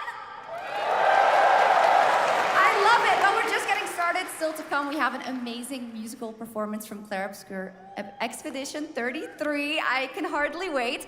And also a new look at Resident Evil Requiem, as well as a bunch of other surprises. I know what you guys are excited for. I can hear it. But now it's time for a new game announcement. A long-awaited sequel that fans have been eager to see for nearly a decade. We have fought the enemies of humanity across 1,000 worlds. No respite, no remorse, no mercy. Got some Necron action. Okay. We are the wrath of the Emperor, his angels of death. But the Imperium lies broken, its armies scattered and reeling. Our foes rise to drag us down, and the galaxy has been torn asunder. On the world of Cronus, we make our stand. We are the Blood Ravens. There is no victory to claim here, only vengeance to enact. Whilst even one of us lives, we fight. For only in death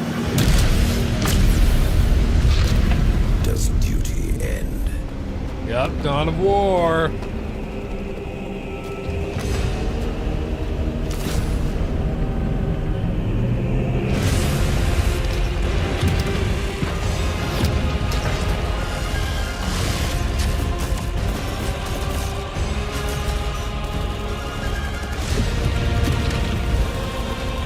Dude, it's smooth too.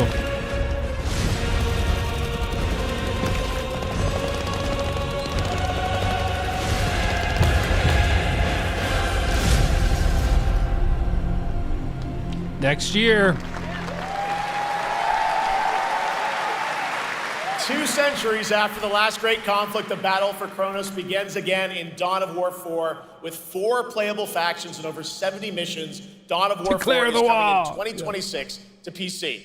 All right, now it's time for an unexpected update from the Monster Hunter Wilds team about a very special crossover event. Did it fix it? Or is it just a crossover?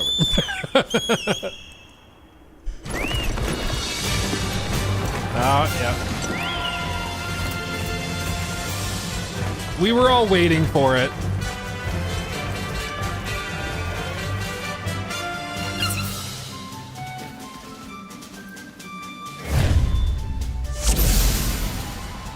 It's specifically Final Fantasy 14. Okay.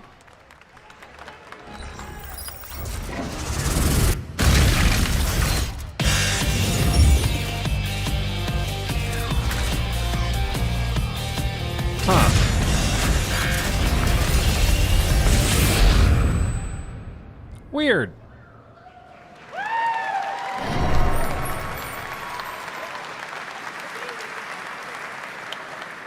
All right, to tell us more, it is my great honor to welcome 2 very special guests together on stage. Ryozo-san from Capcom and Yoshi P from Square Enix.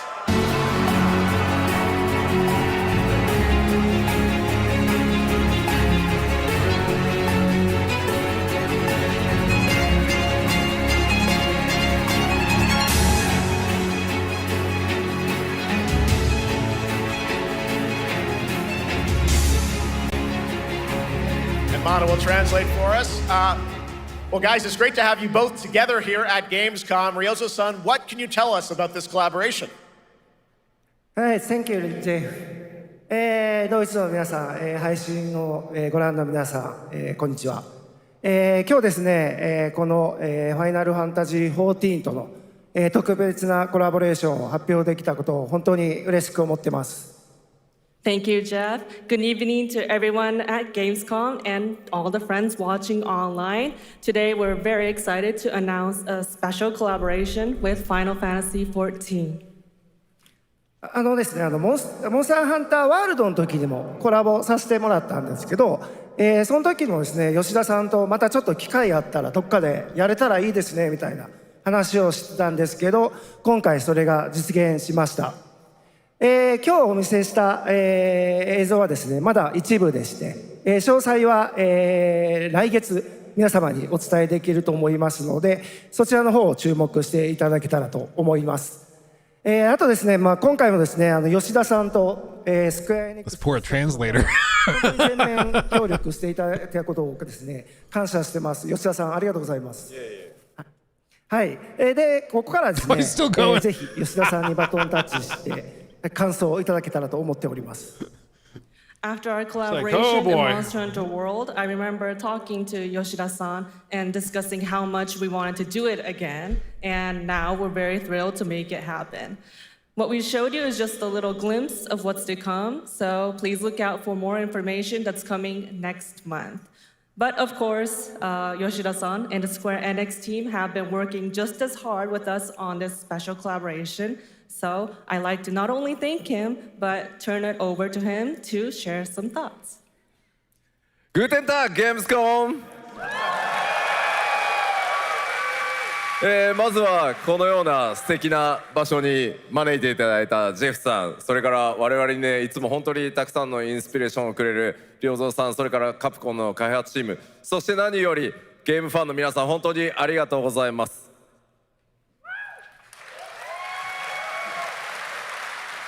Guten Tag, Gamescom. First of all, I'd like to thank Jeff for having us here, and Ryozo-san for all the inspiration, the Capcom team for working on this special Dude, is he wearing a Richard Mill collaboration, watch? and to everyone enjoying our games. Thank you so much. Richard Mill. まあ今 He might be. 良三さんの方からもちょっとご紹介いただきましたけど、まあモンスターハンターワールドの時にもご一緒させていただいて、今回それに引き続き第2弾ということで、モンスターハンターワイルズとも、我々クロスオーバーと呼んでですね、全面協力して、コンテンツ開発してきました。As Ryozo-san mentioned, we worked together on Monster Hunter World, and we wanted to make it happen again, and it's happening for Monster Hunter Wild. I'm sure it'll be good.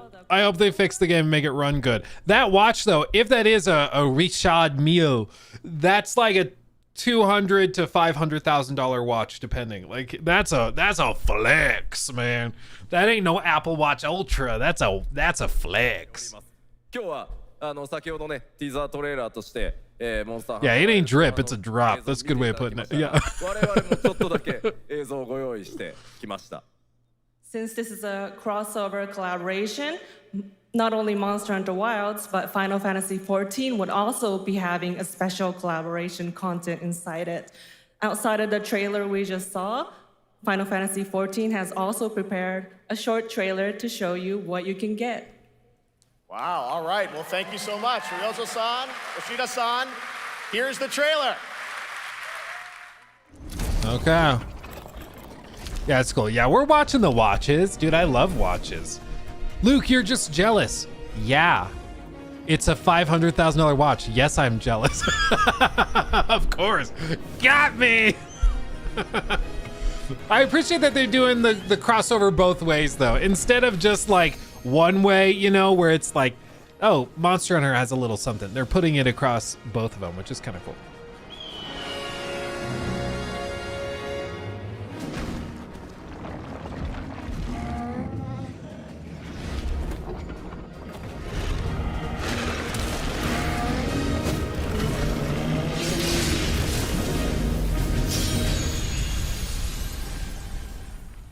It'll be cool.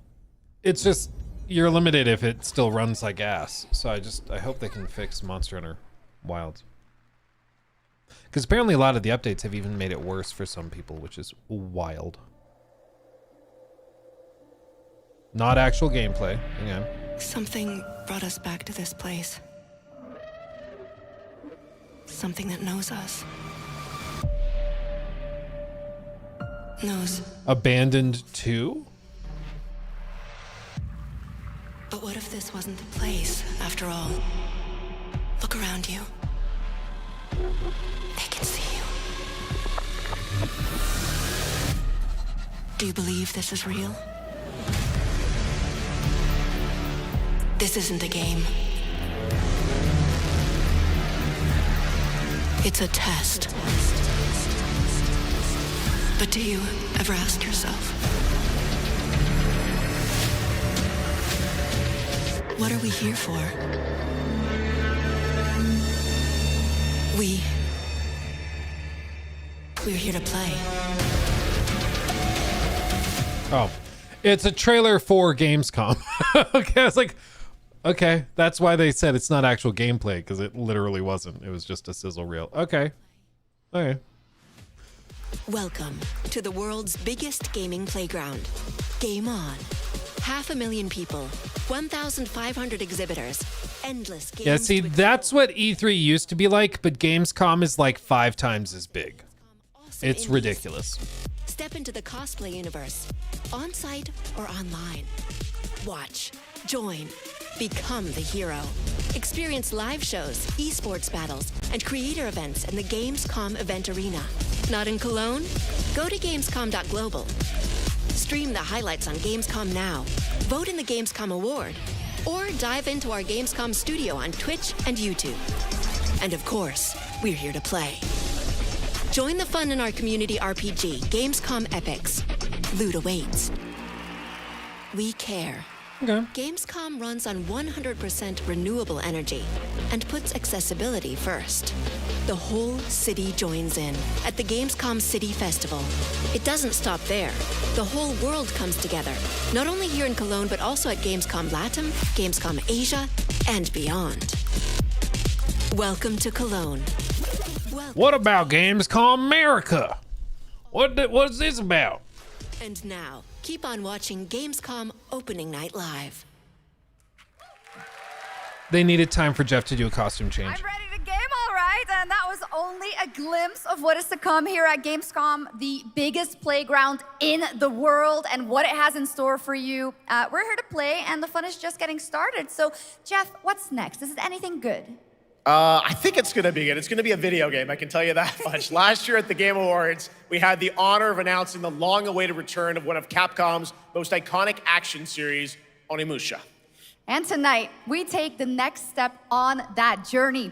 Here's a brand new look at Onimusha, Way of the Sword, coming in 2026. Hell yeah.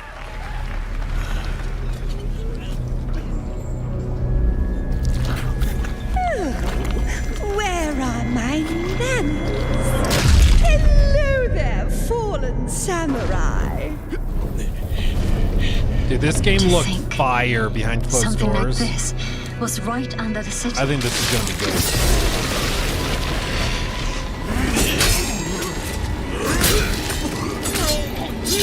What fearsome power!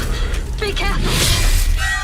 Oh, righteous! And after everything you and your awful kind put him through, too. Were you feeling left out? Here, let me show you something to cheer you up.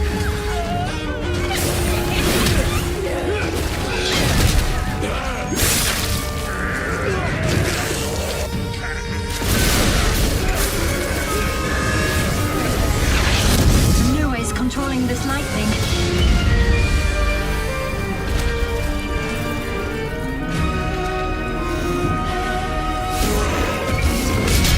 I don't have time for these stupid games.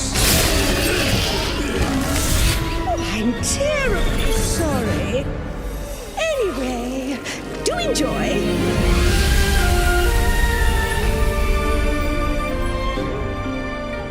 Yeah, it looks pretty fire. It plays, from what I saw, because they showed us like an uncut series of gameplay where they had a producer playing it.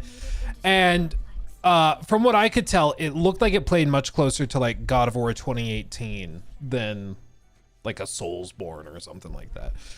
It was pretty freaking cool. Continuous improvement is essential for keeping pace with advancements in technology.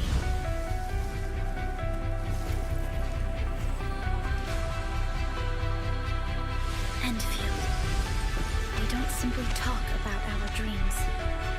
We do what we can to make them a reality. All operate. Do I have any skip juice?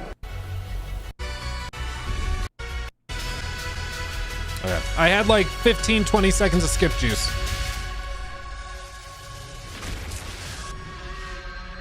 Enfield. Oh, and it's a mobile game too. Okay, well. Paradox.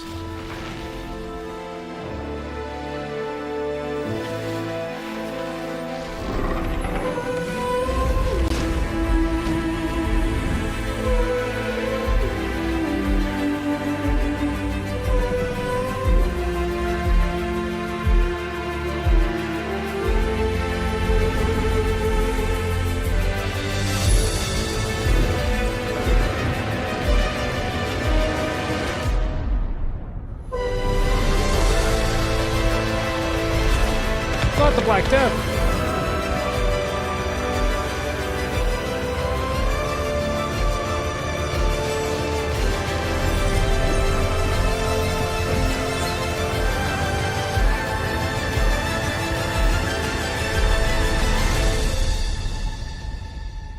Europa 5 Universal. One other matter. The Alpha. She was found. This will truly be the birth of a new world. A world where we are the one and only human race! I'm afraid your friends came far too late. I see the years haven't been kind. I know about the Alpha. Why is she here? mech game. Date where I think we're going to see a lot of 2026 dates today because let's be honest, there's a solid like 40-50% of industry analysts who still expect GTA 6 to get booped to next fall. I know they've said a bajillion times they're locked in to May, that they're going to launch in May. They're confident about May. They also said that about Red Dead Redemption 2 because it was supposed to release earlier in 2018. It got delayed to late 2018.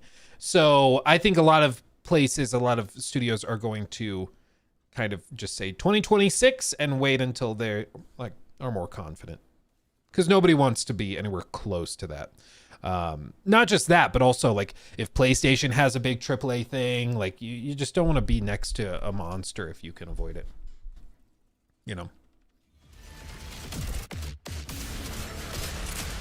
A way out is here. I can feel it.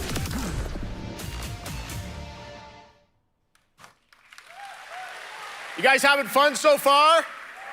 We got a lot of shows still coming your way. All right. Now it is time to head back into the wasteland. We're talking about the TGA award-winning Fallout series based on Bethesda's legendary RPG franchise. Hell yeah. Season 1 earned universal praise for its tone, storytelling, and original characters, not to mention how faithfully it brought Bethesda's game world to life. Well, later this year, the series returns to Prime Video for Season 2.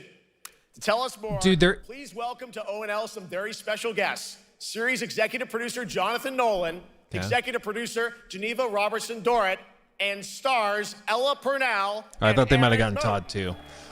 They're also doing like a Fallout haunted house thing at Universal Studios Orlando, which I don't even know how that works, but like they're going hard, dude.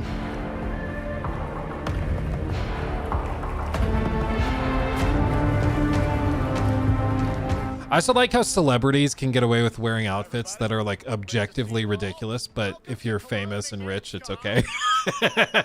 You know, it's always just funny to me. Dude, he's huge.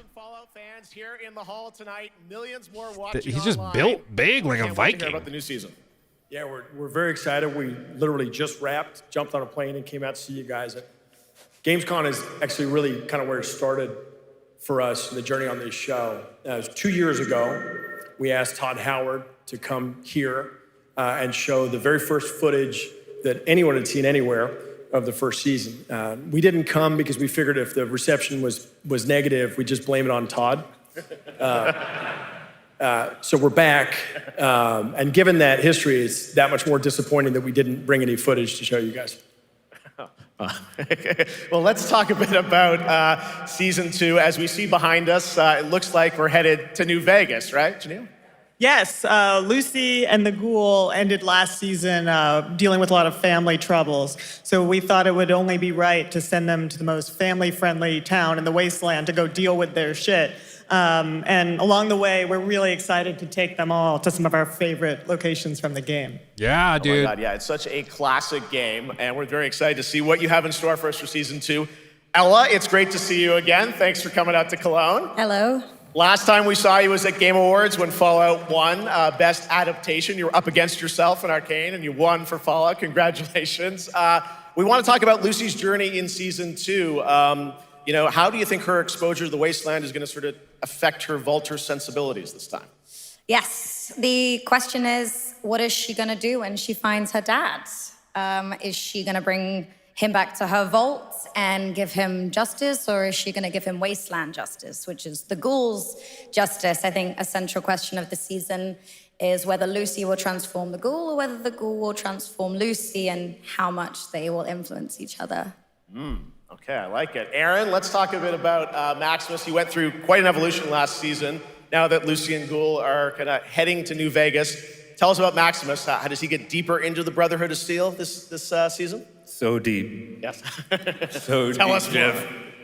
Yeah, when we first met Maximus, all he wanted was to be a knight. And now, in very Fallout fashion, it's a little bit of a careful what you wish for moment. So here he is now with this newfound status, trying to make the world a better place in extremely, or I guess deeply flawed society. Yes. Yeah. All right, well, we cannot wait to see what you guys have in store for Season 2. Let's talk a bit about Ghoul, can we expect more sort of Cooper Howard flashbacks as well in season 2? Yes, absolutely. Cooper Howard and the Ghoul, played by the amazing Walton Goggins, definitely coming back. We have so much more to do. Obviously, we ended the last season with Cooper Howard dealing with, I think, a very common marriage problem. What do you do when you find out your spouse is planning nuclear war? And so he's going to figure that out. And as he does, he's going to uncover a greater conspiracy with huge implications for the Wasteland. All right, well, we'll look forward to seeing how that unravels. Now, season 1, of course, was known for amazing original characters that you guys built in the Fallout world. We thought that was so cool. But now that you're diving a little more directly into New Vegas, I think the fans here want to know, are we going to see any more direct ties to the video game and characters' locations in this season? Well, we're super proud of the original story that Geneva and Graham are telling. But there was one character in particular from New Vegas that I was really excited at the possibility of seeing a little bit more from. We're writers, we're no good at describing this stuff. Maybe we should, pictures worth 1,000 words. Oh, do they have a picture of him? Okay, all right, well, it sounds like then... I swear to God, if it's Pedro Pascal, I'm going to scream. See a little season 2, is that possible tonight? Well, I don't know, Jeff. I heard you like world premieres. We like those, right, guys? Right, Gamescom? Gamescom. All right, Gamescom. Here's the world premiere of our teaser trailer for season 2 of Fallout, streaming this December on Fallout Prime Video all over the world. Amazing. All right, let's check it out. Thanks so much, guys. Here we go. Fallout Prime Video. I'm looking for someone. Dude, if it's Jack Black, that's a W. Around here. Someone you care about or someone you Bella hate? Ramsey. Oh, what a great question. What say you, Miss McLean?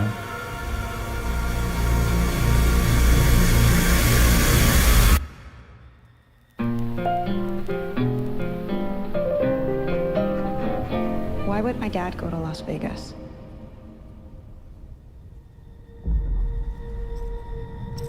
You want to know why the world ended? It started here with one man. It's all over, but the cry. Cooper Howard, star of the silver screen. And no, Like yourself, I am the very best at what I do. but And what I do is I know everything.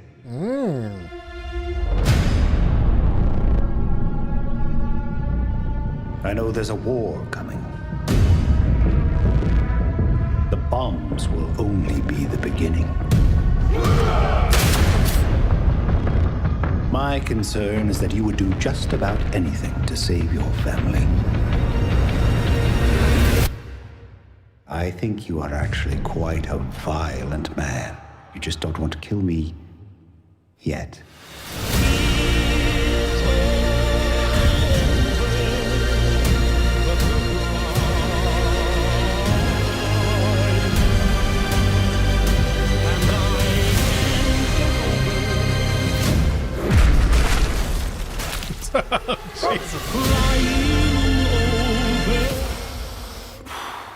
He's back. Let's get lucky, shall we?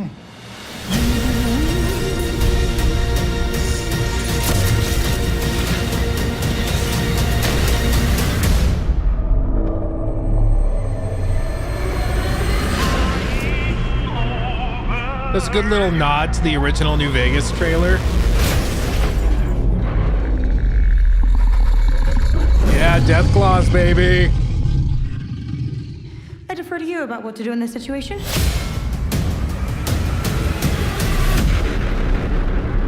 Oh, baby. Yeah, buddy. Hey, Pedro Pascal's the death claw. No, get away. He has anxiety. Our first look at the new season, and Robert House is Jonathan Tease, played by Justin Theroux. It is an amazing Gamescom exclusive, and we've got another one for you. The first drop of the all-new Season 2 posters.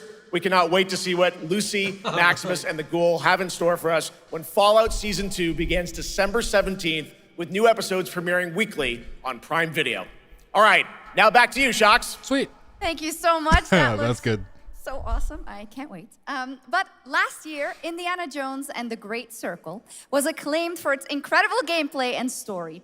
And next month, the adventure continues with The Order of Giants, a story expansion with new puzzles and foes. Here is your first look at the gameplay and a special announcement. It's coming to PS5 again.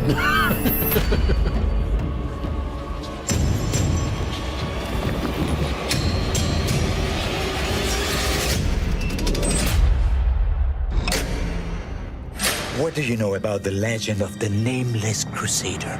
Fierce warrior. Fought in the siege of Antioch, 1097 AD.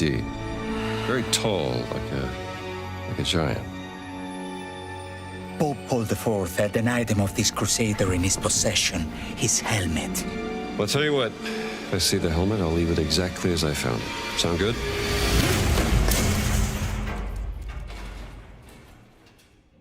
Oops.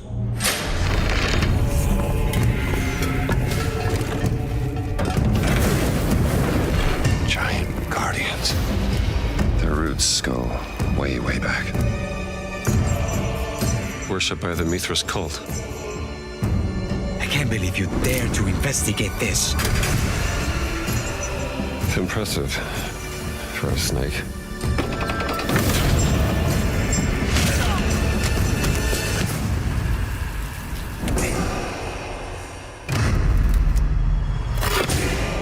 It says Semper Vivus.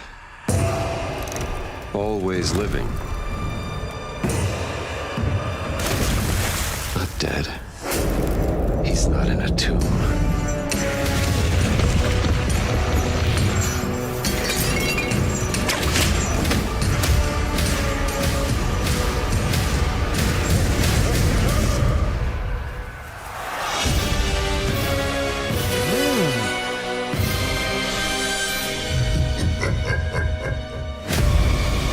We get to actually go to the Coliseum and fight a giant in the Coliseum. That's meta. September 4th.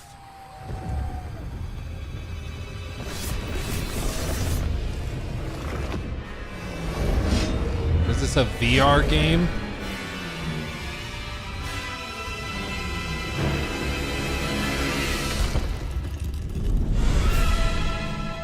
It's coming to Switch too. Dude, it's just that's how every time they do anything with Indiana Jones, it's another port. Indiana Jones and the Order of Giants is coming on September 4th. And as we just announced, it will also be released on Nintendo Switch 2 in 2026. Yeah, you can clap, of course. Now, let's step into the world of Deadpool. First announced at Summer Game Fest, here is the latest trailer for Deadpool VR, which reveals more of the villains and the release date. My massive, galaxy-spanning streaming network is expanding. Nice imagery. To score eyeballs, I need talent. Now that is efficient exposition. The biggest, baddest bastards recruited across time and space. They require persuasion. Look who it is. Spyro Gyro, a deluxe portal for 2, if you please. Adoring fans will be watching your every move. Okay, so far, I feel like it's been solid. Couple of fun like reveals. Nothing like totally shocking or stunning or anything, but like solid enough. Lady Deadpool. Well, I feel like they're doing pretty good. Yeah, that's right. Mojo is in Deadpool VR 2, voiced by John Leguizamo. Now, on to this next world premiere.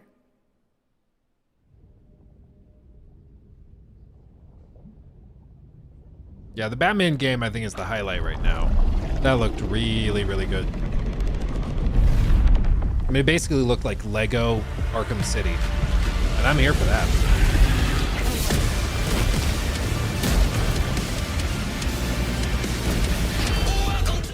Is this like World of Tanks?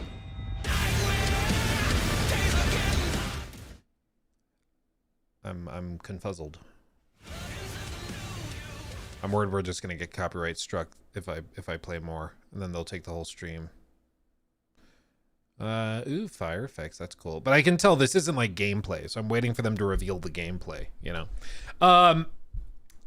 Yeah, that Lego Batman game looked fire. I think it's also interesting that they're pivoting away from what they used to do, which is that like top-down sort of split screen co-op style setup of their games with really straightforward puzzles, and you smash stuff to get more of the colorful studs to use as currency. Like it just felt like a formula that wasn't sticking with people, because apparently the Skywalker saga underperformed pretty significantly from what they thought it would do. So they need this to be a hit. And if it's anything like what they showed, I think they'll have a hit, because what they showed looked really, really good.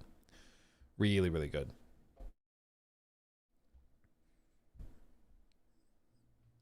Okay. Okay.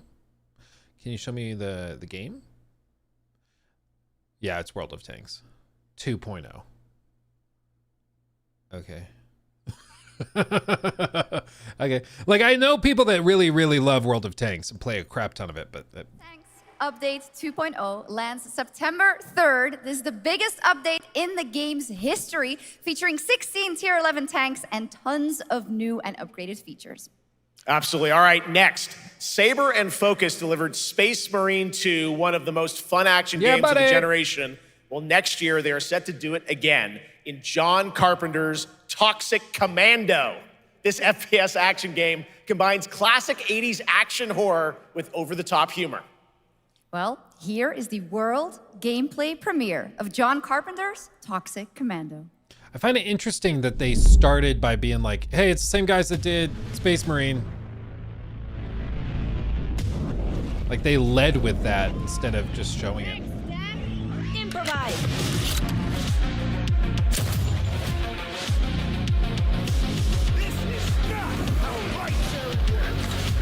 You see my new toy?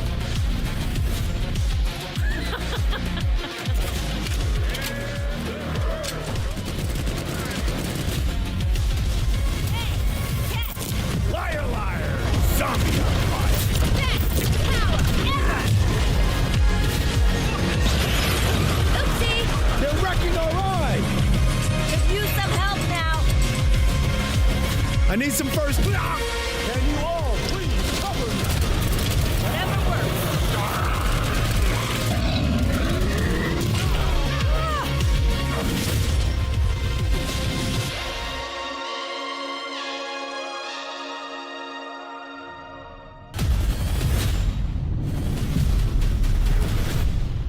Okay. Super fun. All right, our next reveal comes from a true legend of game design, Ron Gilbert, the mind behind Monkey Island, Maniac Mansion, and so many other classic games that defined the golden age of point-and-click adventure games in the 80s and 90s. I loved those games growing up. Well, now Ron is back with something completely new and completely unexpected. It's called Death by Scrolling, a roguelike, vertically scrolling RPG set in purgatory where you'll battle waves of enemies, hoard gold, and do everything you can to stay one step ahead of the Grim Reaper herself. Here's the first ever look. Huh.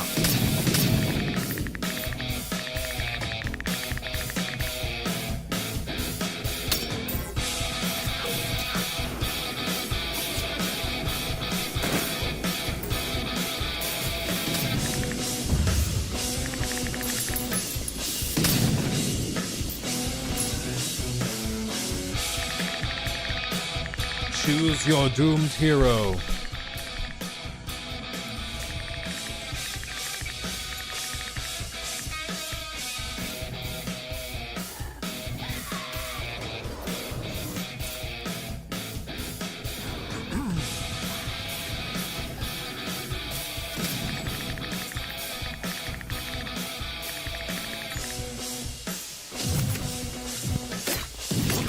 Huh.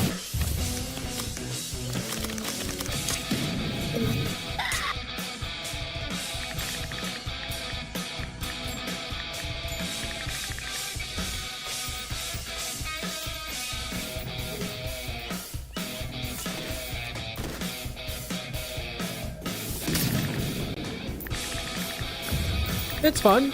It's a fun idea. It's very fun. I've actually been playing this game over the past few weeks, and trust me, it is dangerously addictive. The screen, as you can see, never stops moving, so you're constantly on the move fighting to stay alive. A really fun game. Make sure to check it out. All right, now onto a studio known for its unforgettable storytelling. Back in 2019, the groundbreaking RPG Disco Elysium took home 4 Game Awards. Since then, Zaum, the studio behind it, has been through a host of changes, but tonight, and 6 years later, those who now make up the studio are ready to give the world the very first look at their next CRPG. It's a dive into the shadowy world of espionage, where the truth can be stranger than fiction, and every failure isn't the end, but the start of a new path. Okay. This wasn't on my I bucket once list. knew a spy. Brilliant. Relentless. Magnetic.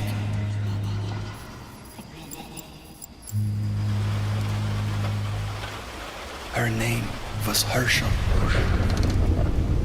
Dark gold hair, a well-worn life beneath. A dandelion puff, waiting to be blown. She tried to look out for me. For us. None of it mattered in the end. Everything she touched rippled into failure.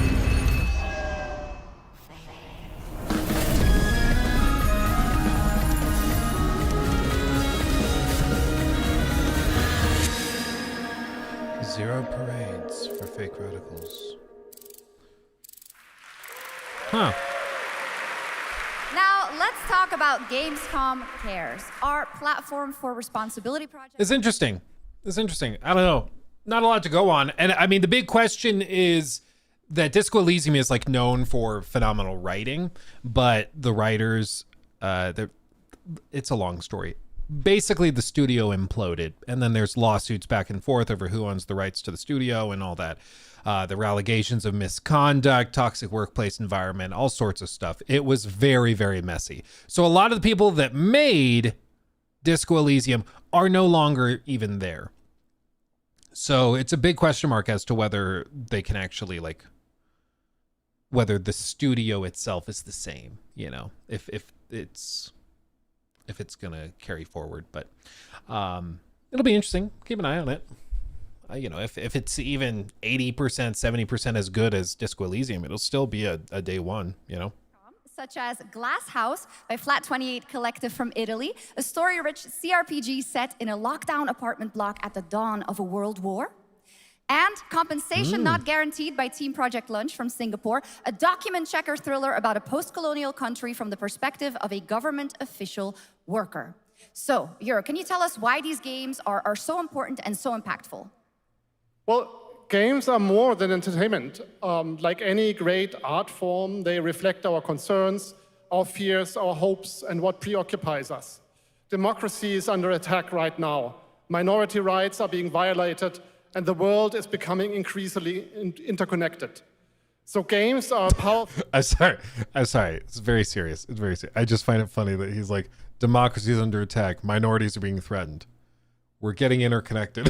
As if that's like on the same level of horrifying. It's just, sorry. It's just funny. It's just funny to me. Important message. Thank I think most people will be like, that's a good thing, you know? Thank you to all of the dedicated developers around the world who put so much heart and soul into those games, making the world a little better. Please check them out, everyone, and check out all the great. You may think our game is mid, but it's important.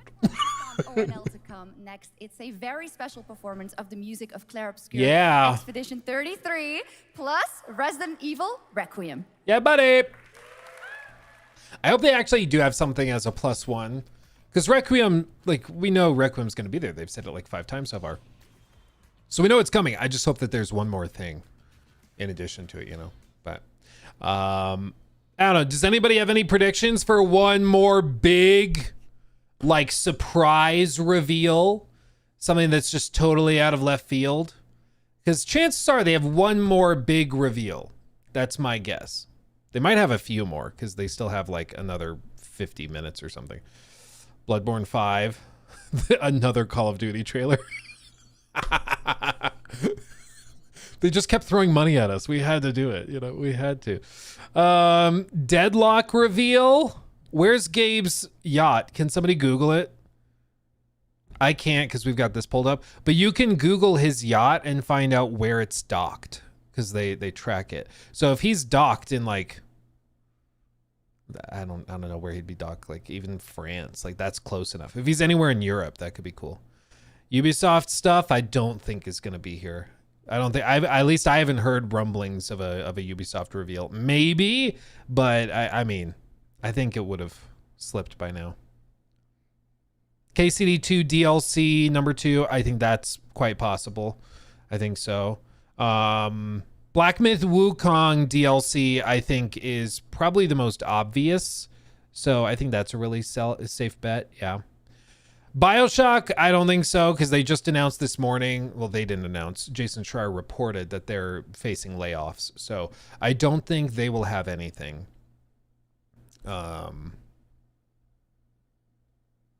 Maybe Judas. Maybe.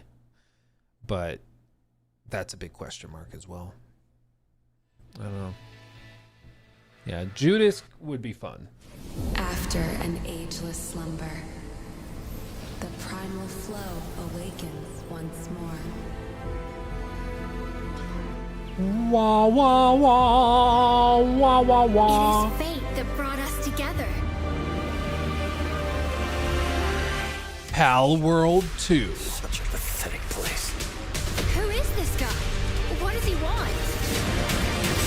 Your ignorance is despicable.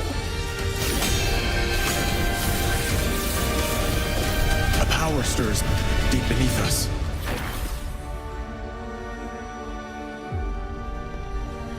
Whatever's lurking, it's behind this gate. The ground is shaking! It's people! Cat. Interesting. Yeah, gotcha. I'm getting that vibe too. Mass Effect something. My understanding is that Mass Effect right now is being done by a team of like 80 people. It's pretty small. And they're in early phases of building it. So I don't think we see anything with Mass Effect. I think they'll continue to do like little bitty nods to it on like Mass Effect Day and stuff like that they've done before already. But I don't think we see anything probably more than that. I don't think. Oh yeah, and Fortnite Squid Games, of course.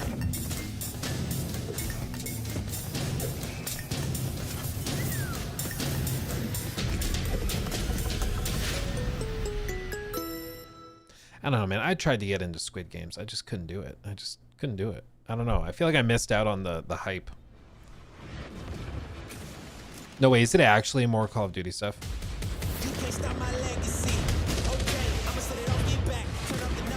Dude, we were like kind of joking. Oh wait, no, okay. Delta Force.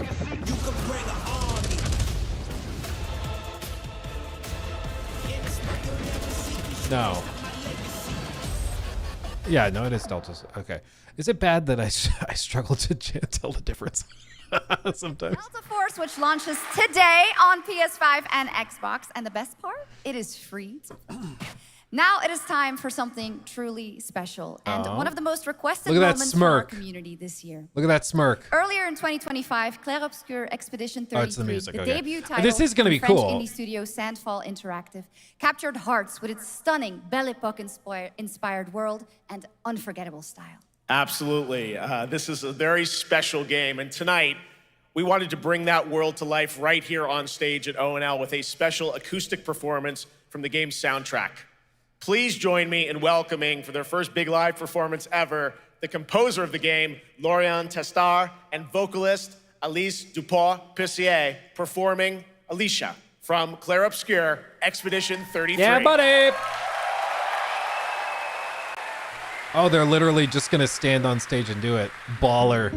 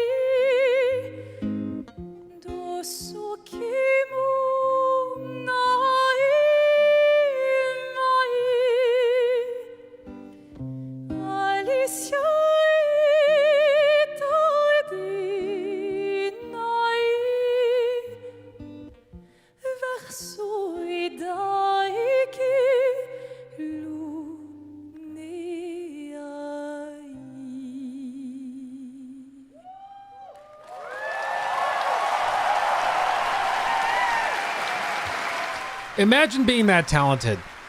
Can you imagine? Can you imagine? I get nothing done all day. Nothing done. It's ridiculous. It was absolutely beautiful, absolutely amazing. Thank you so, so much. And we have so much more opening night live right after this. Kate. Since ancient times, the Hayabusa and Raven ninja clans have fought to keep peace, with the Hayabusa clan in the spotlight. But your clan, the Raven clan, has always had a secret motive. Thanks. I owe you one, Hayabusa. Expect heavy resistance from the DDO. We're all counting on you, Yakumo.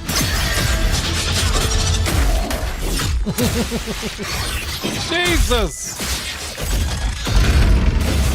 Yakumo, just focus on the hostiles for now. Understood. Like, they use the term cut him off at the knees, colloquially, but he literally did it. Jeez. Go back home to your little raven nest. Or die here. If you truly think you have what it takes to slay the Dark Dragon, prove it. The very fiend that resurrected the Dark Dragon years ago. Even a mortal such as yourself has heard of me? I'm sure. Die, insect.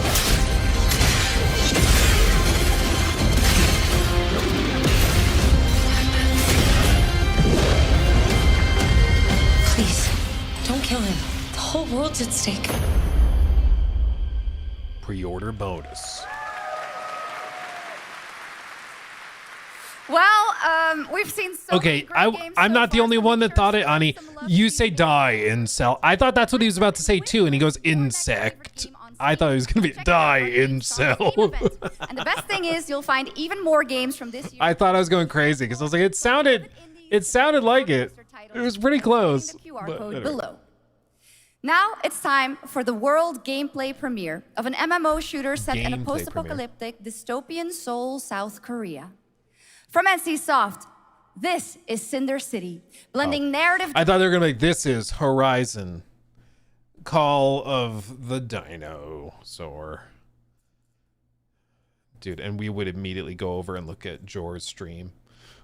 Immediately. I'd be like, I want to know what he thinks. I don't even care what I think. I just want to know what he thinks. You've crossed the line. Are you trying to get us all killed here? 3 minutes to drop. Everyone stand by.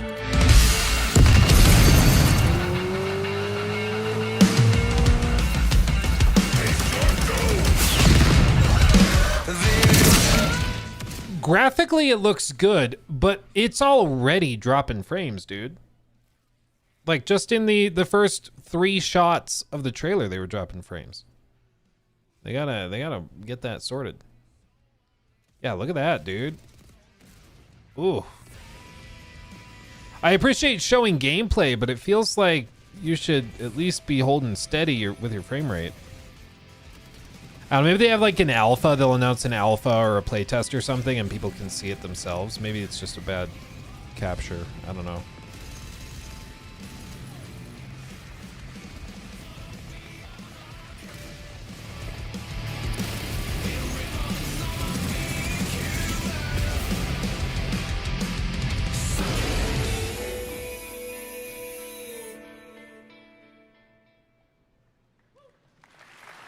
But that's not all. We've now got a second brand new game from NCSoft.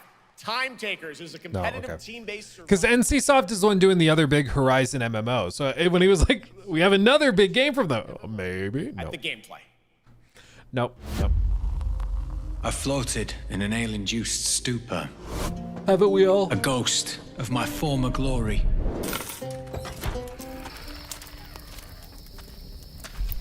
Until one day when I was stabbed. Yes, like that. I thought I died.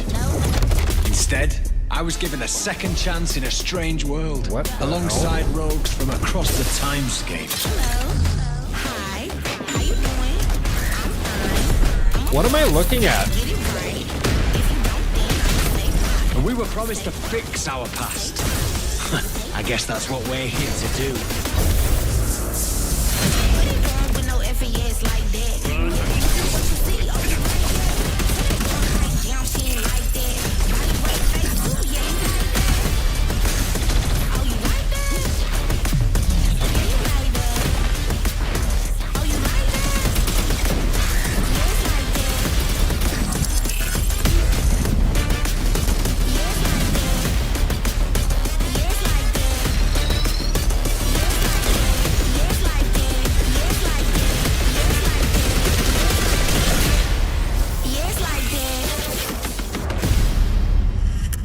So maybe it's like if you run out of time by performing badly in matches, you literally lose the character forever.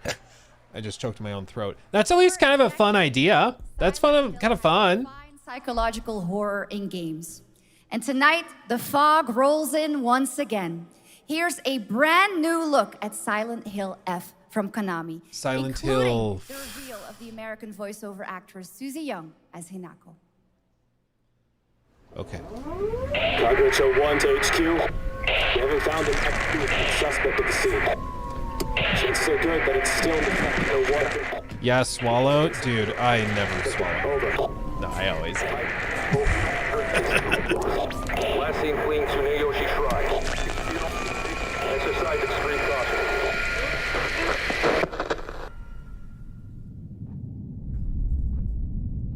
You saved my life and laid claim to my soul. Okay. In turn, I shall save your souls by claiming the life of your old self. Who was that? What is this place?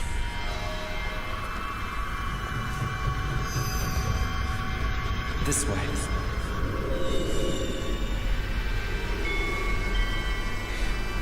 Better get going.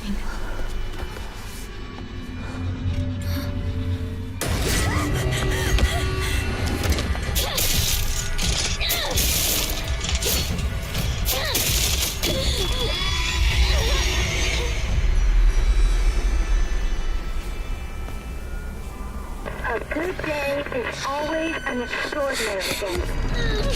An extraordinary day isn't always good. With that in mind, today's a bit too extraordinary. So this is where you are. I wondered where you had gone. You need to start getting ready. It's time to say your goodbyes. You're going to kill them with your own hands. Okay. What's going on? No. It's got my home too. years, everything's changed.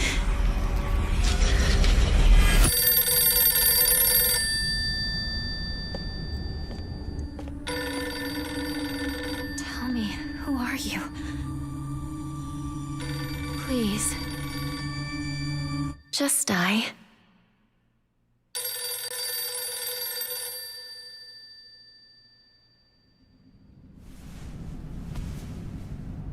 It must be hard for you to bid farewell to childhood friends. Yes.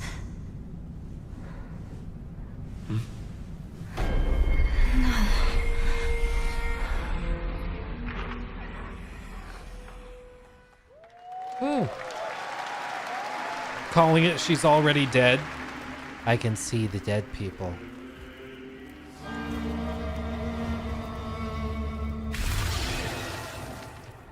What did you miss?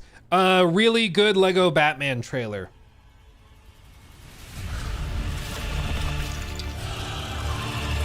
Cap.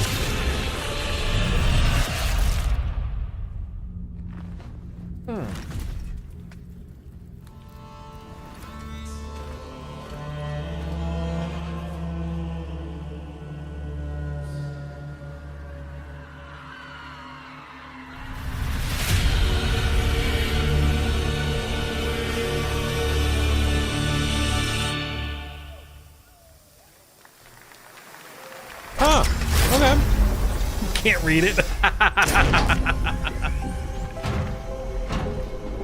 I don't read spaghetti. I don't know what it says. 3500. Initiating the travel log. Oh, Kronos. This is the Traveler, an agent of a shadowy faction known only as the Collective. And in Kronos the New Dawn, you'll step into their role. From Polish horror powerhouse Bloober Team, nominated last year at the Game Awards for their Silent Hill 2 remake, comes a bold new vision of survival horror. In this world, the dead don't stay dead. When they find each other, they merge into something far more terrifying. Launching September 5th, here's your brand new look at Kronos, the New Dawn. It's a good cosplay.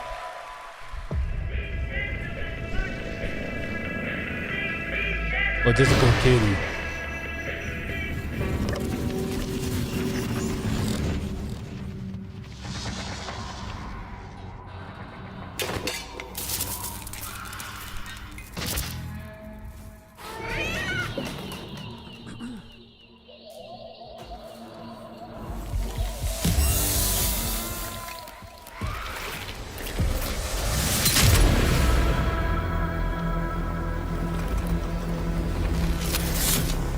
He saved a kitty. Are you glad to see me, friend?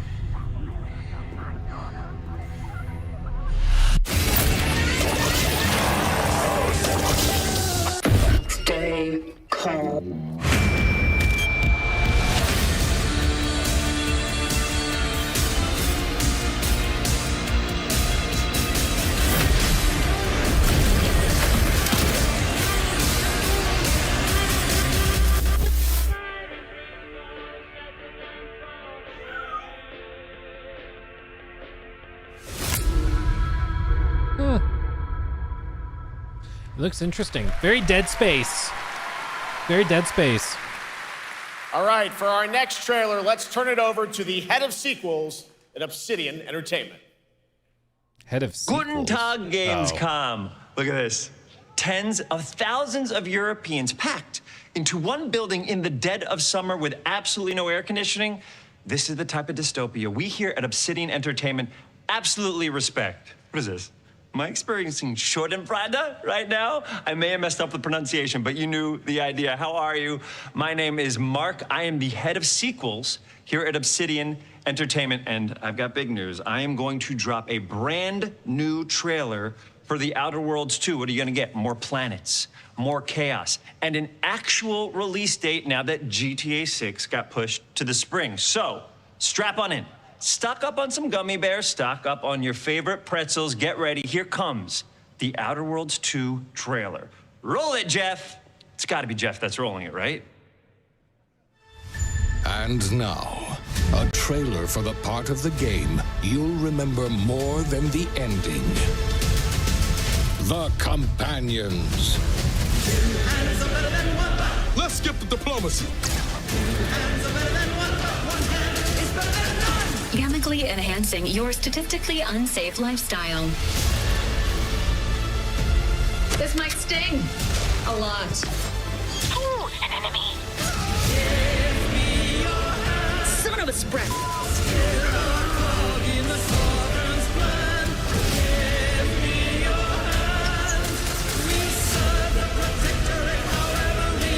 Be grateful you're not on fire.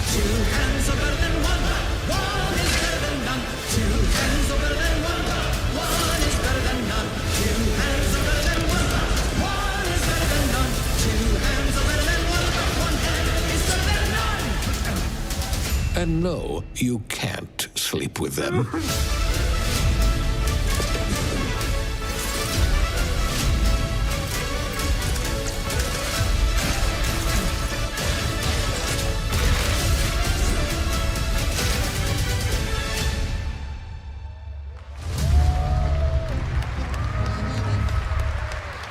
Yeah, I don't know, man. There's just something about it. It just doesn't.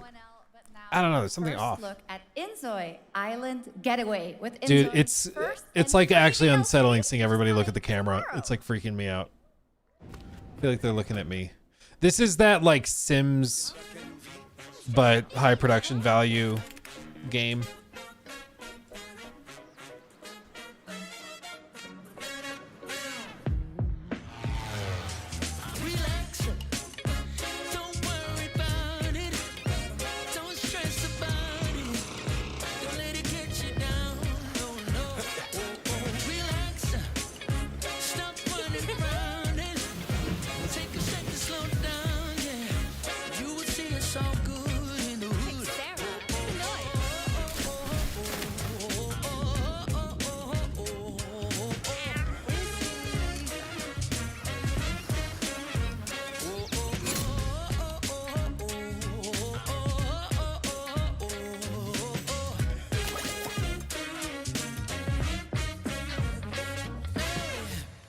Okay. Where calamity began, this trial shall end.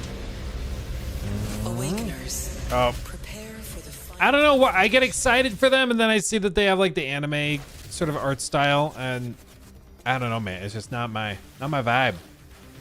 Sometimes it's good, like what was it? Fire Emblem 3 Houses. I played the crap out of that game. Oh baby. Of course, Persona. I like Persona games and all that, but I don't know. A lot of the time, it makes me check out. That's $200 gacha character design. Yeah, well, they did the polls. They got the skins. That's what you do.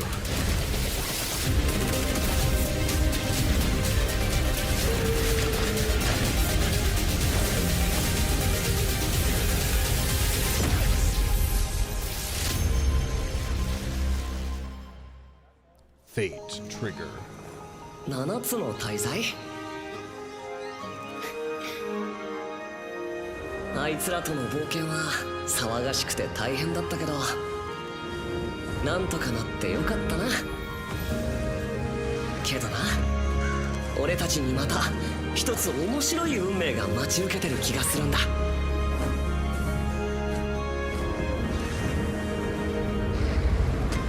多分楽な冒険じゃないだろうな。この広い世界にはたくさんの試練もあるはずだ。だけど俺たちが力を合わせれば乗り越えられるさ。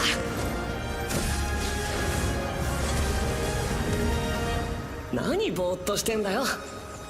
やることが山ほどあるんだ。早く出発するぞ。さてさてさて CBT 募集が始まるってよ。絶対参加してくれよな。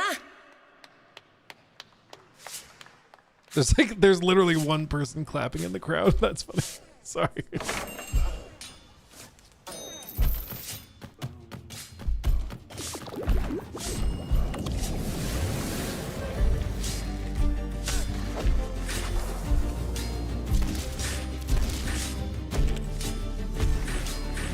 This looks like that one game. What was it? Like Bastion or something?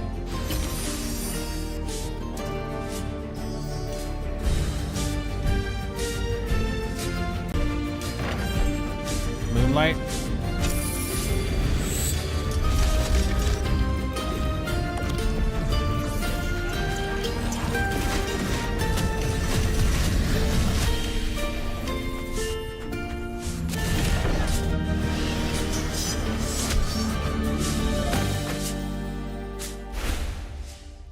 Moonlighter 2 early access October 23rd. He brought you here, my fire.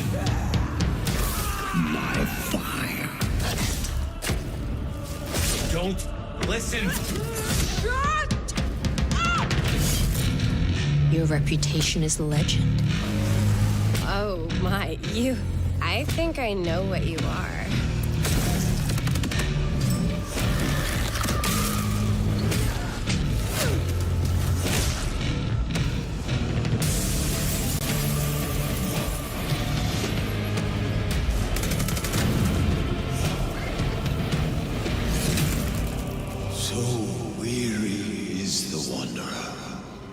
The treads on the fertile soil.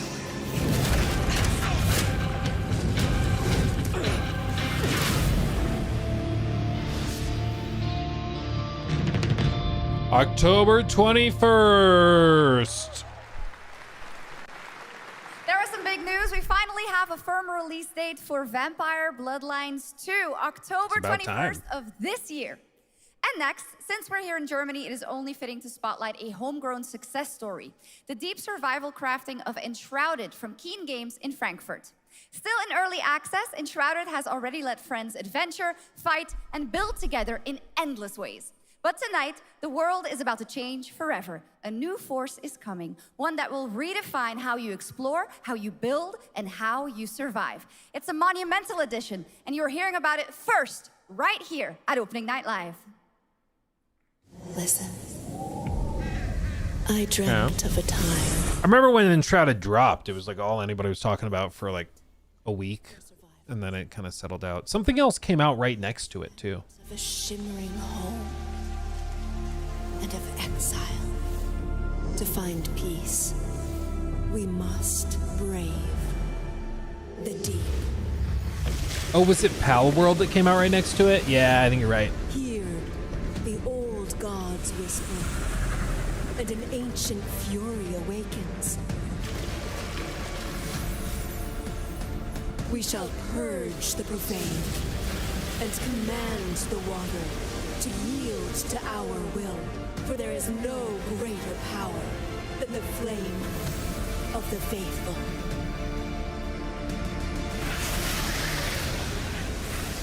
Okay. Interesting. Awesome. And tonight at ONL, we have news of the latest Xbox franchise that is coming to PlayStation for the first time, and the reveal of brand new expansion as well.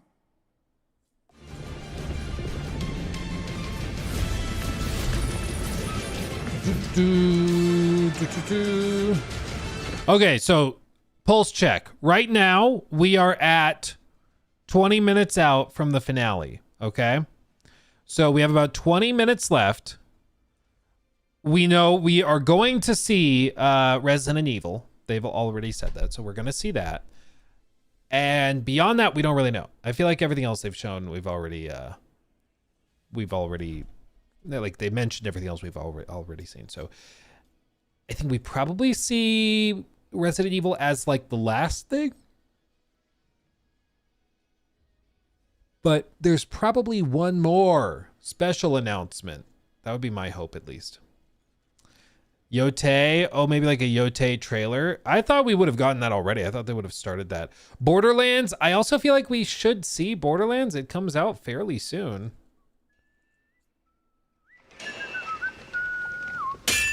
Yeah, buddy.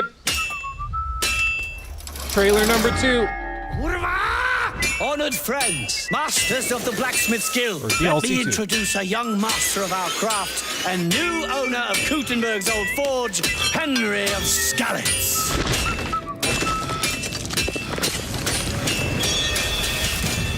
Ready? Oh, we hell can yeah. begin. That's awesome, dude. First look at Legacy of the Forge, the second story expansion for Kingdom Come Deliverance 2. You'll put your blacksmithing skills to the test to acquire and repair a legendary burnt-down forge with brand new design features. All right. Do we have any Cult of the Lamb fans in here? All right. It's time for some big news for the darkly comedic action adventure management hybrid game. Here's the announcement of a major expansion to the game coming soon. Okay.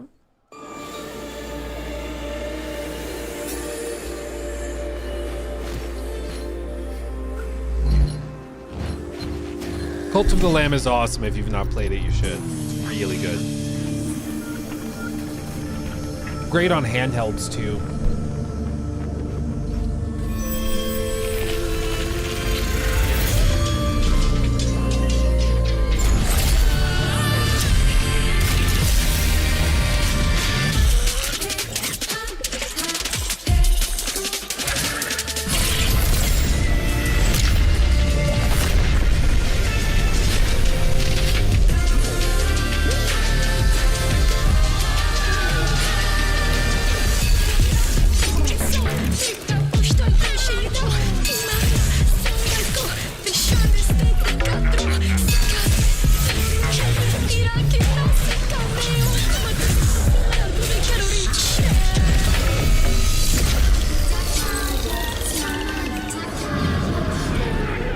Massive paid expansion.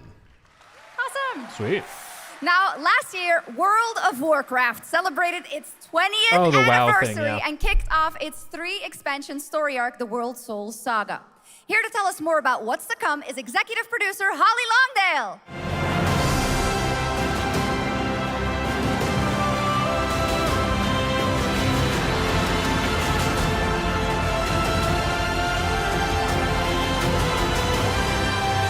That's a 10 out of 10 coat right there. I'm jelly. Dude, it's got this sword, dagger, like, zipper. That's fantastic. I want one. Hello, everyone. I am so excited to be here to reveal our next adventure, World of Warcraft Midnight. I'm equally excited to welcome you all home with our new housing feature. And if you're here at Gamescom, please come by and check it out on the show floor. We have a lot coming in this next expansion, our 11th expansion. To start with, on the horizon, there's a looming darkness, and it's threatening the ancestral home of our blood elves. But Midnight is also about light, and about hope, and about heroes who rise when the world needs them most.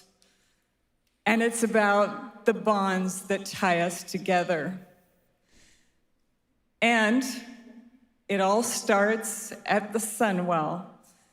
And if any of you have ever played WoW, do you remember the Sunwell?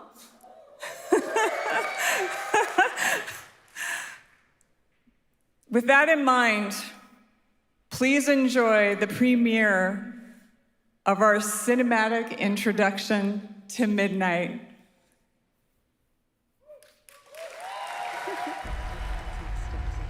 They do know how to make a good cinematic trailer. Let's see. Buckle up. The light guides my steps and illuminates my path. The light flows through me, and by its grace am I made one with all that is sacred. The light Liadrin, it has begun. I feel like my eyebrows look like that sometimes. They get a little unruly. The void will envelop us. Light can save us now. No. The time for prayer has passed. The sunwell will not fall. Not while I draw breath.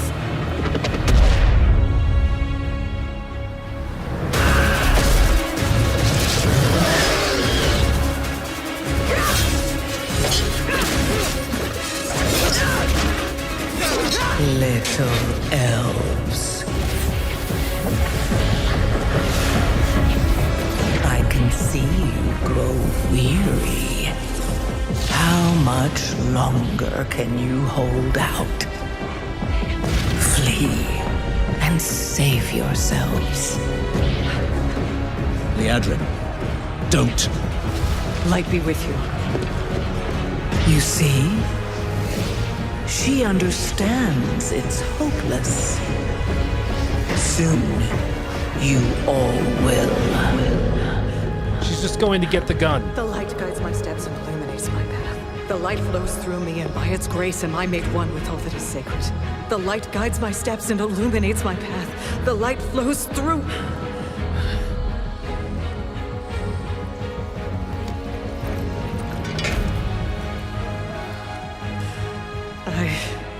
I know that I am unworthy. I don't know if I deserve your help, but I know my people do. Please give them strength. I admire your spirit, but that will not save you. Soon, I will break your world. You can't even break one elf.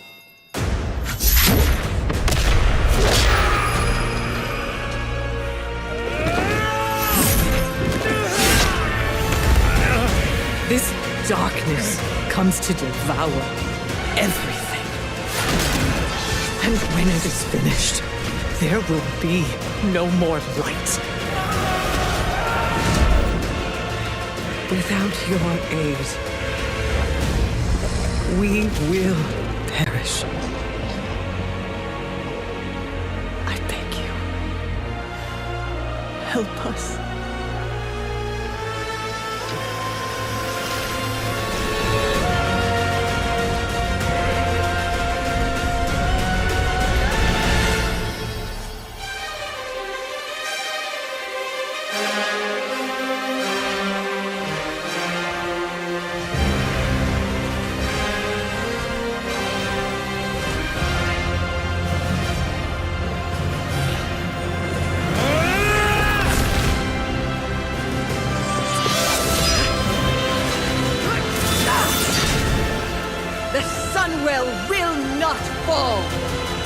Not while we draw breath.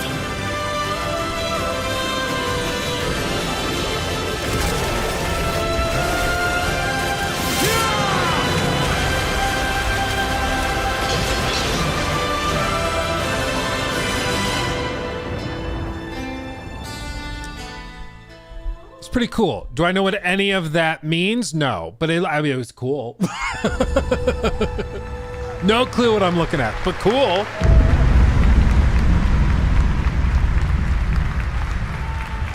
You can buy it now a year early. What a great cinematic. Nobody does those better than Blizzard, and hope you guys enjoyed that. All right, next is the global announcement of a new project from Team J, the dev team behind Delta Force. Project Spectrum is a tactical shooter for the fearless. It is a physiological horror PvEVP game. That's right, where you battle against monsters, other players, and your own sanity as widespread anomalies twist around the world. Face the horror or become the horror itself. Horror is a tough word because if you don't say it very like slowly, it just sounds like defeat the whore or become the whore. And like, I want to play that game. That sounds fun. That sounds cool. Let's go back to the start. Okay. I remember. I also think at this point, the odds are pretty high that after this, we'll get the Capcom deep dive on Resident Evil. That looks good. And then their one more thing is going to be Black Myth DLC. And I think then the show's over.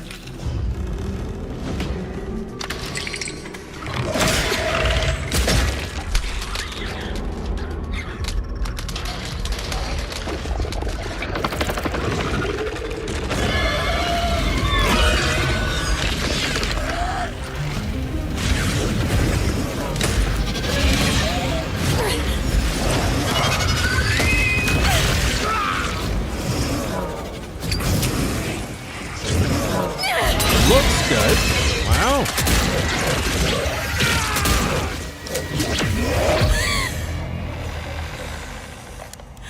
The loss is too heavy for you. But sometimes, loss can birth beasts. It's like their version of Resident Evil. What do you think? What if you are the beast? Oh. The beast?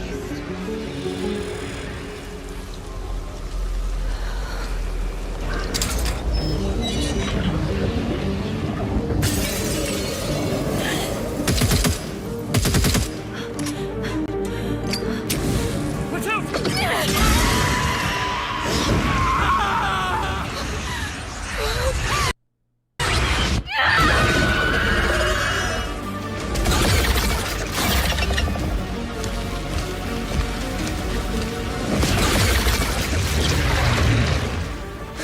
Oh, interesting.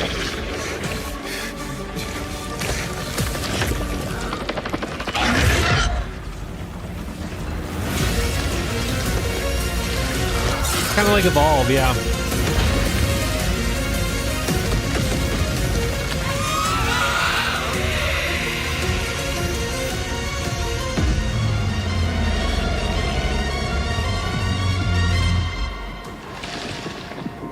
Interesting. Yeah, it kind of seems like Evolve 2.0. Let's go back to the start.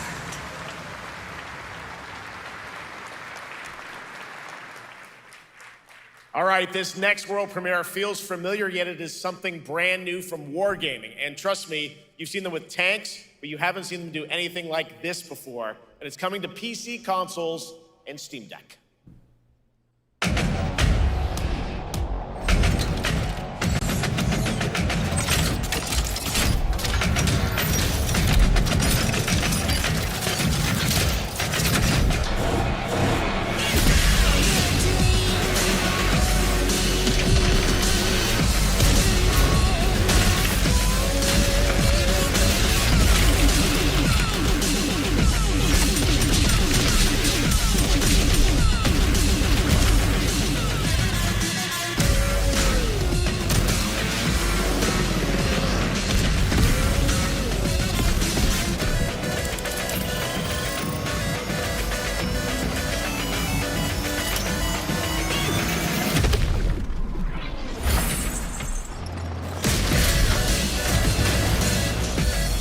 So it's like build your own tank, World of Tanks.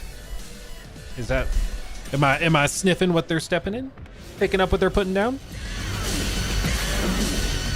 Could be cool.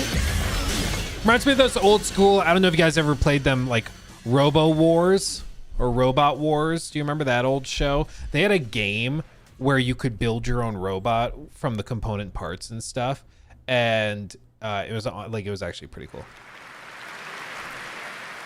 This October, Sucker Punch and PlayStation take us back to the year 1603 into the sandals of Atsu, a We lone do get the Ronin Ghost of Yotei driven trailer. by a single purpose, to avenge the brutal slaughter of her family at the hands of the ruthless Yotei 6. Tonight, we have a new look at the deadly, beautiful world of Ghost of Yotei. Okay. Bring it on. The end of the world is this, only in our minds.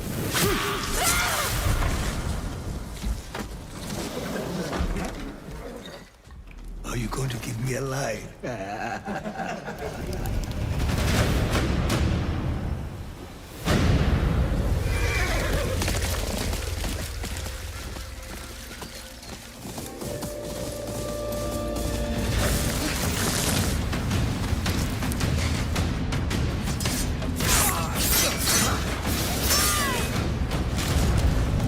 Swordsmith's daughter. I watched that tree burn. How did you escape? Same way. I survived every battle. The thought of killing you.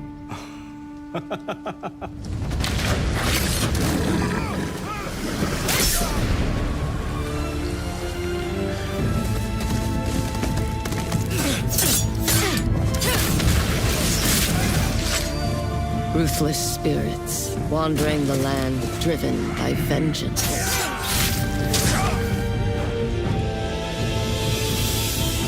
Sometimes I feel like that is what I am. Yeah, buddy. Looks pretty good. It's looking better and better, dude.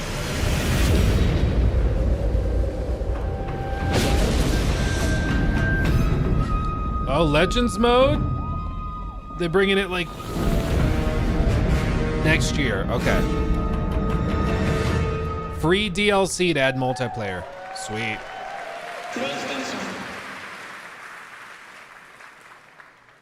There you have it, an amazing new look at Ghost of Yotei, out October 2nd for PS5, and confirmed today on ONL, it's also getting a Legends co-op multiplayer DLC in 2026 with fantastical supernatural story and survival missions, all free if you own the base game. Sweet. For nearly 3 decades, Resident Evil has terrified, thrilled, and defined the survival. Again, after this, I think it's this, and then I think the one last thing is Black Myth. Locking it in. Back in June at Summer Game Fest, we gave you the first glimpse at Resident Evil Requiem, and tonight, we are diving deeper with a brand new look that explores the haunting backstory of the game's protagonist, Grace Ashcroft, and why she may be the key to surviving what's coming. Okay. Okay.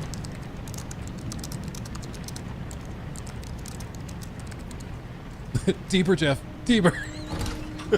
Don't stop. Hey, hon. Hi, Mom. You have been on that thing all day. Well, if you're gonna work so late. Dude, my neck hurts just looking at her. Get some And sleep. shoes on the bed. I'm almost done. Just a sec. It's really coming down hard. Mom, phone. Mom. It's right beside you. Your mom's right. Hello? Miss Ashcroft? Yes.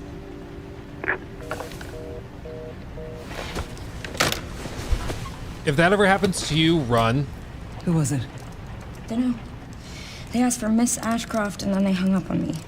Rude. What the? They're coming.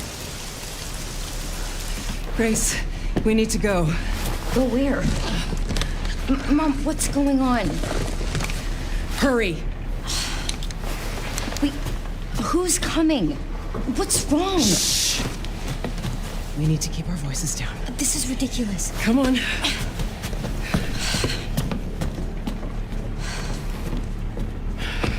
Tell me what's going on. Now is not the time.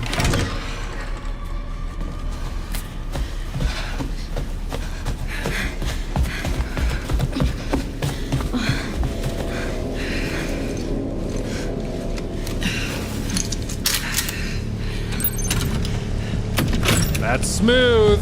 That was a smooth transition. Oh, Come on, baby. wait. Grace, keep moving.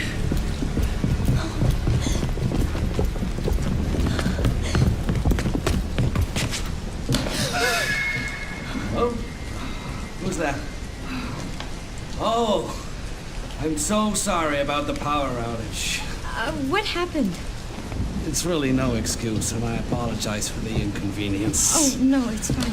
Don't worry. I should have it fixed soon. I just need to find my...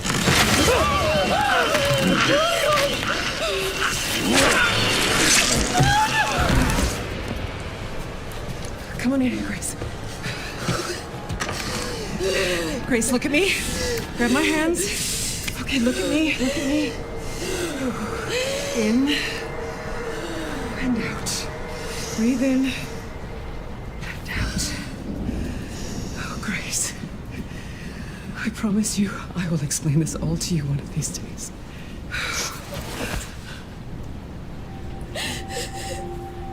Grace. Please know that you are my hope. Never forget that. What are you talking about? Just...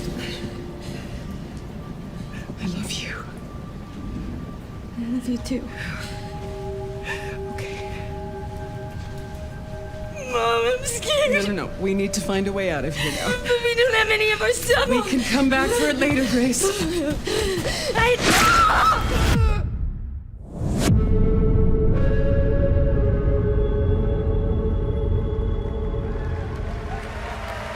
Ooh. That game is insane. I got to see that sequence in Osaka about a month ago. There's a lot for this year. I'm better than you.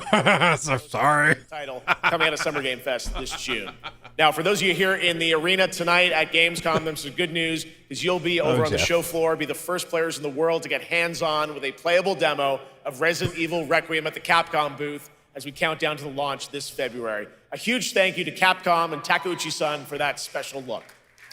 And with that, Gamescom Opening Night Live comes to a close. But the celebration of gaming doesn't stop here. We'll be back on Thursday, December 11th for the Game Awards, streaming live around the world as we honor the best games of the year and give you a glimpse of what's coming in 2026 and beyond with tons of brand new game announcements. You're leaving, but before we say goodnight, we do have one last surprise. A global announcement from a studio that walked away with multiple Game Awards wins for its last project. Please, take a look. Am I right? I'm right. Ooh, I'm good.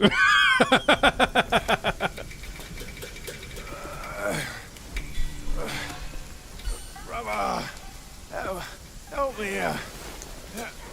You ain't even trying. It's all me.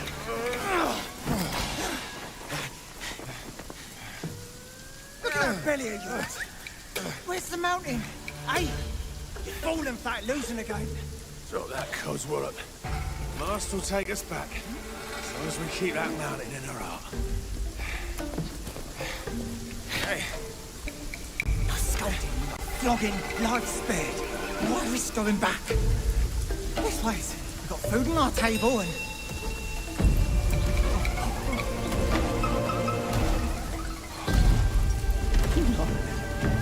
They're coming for us.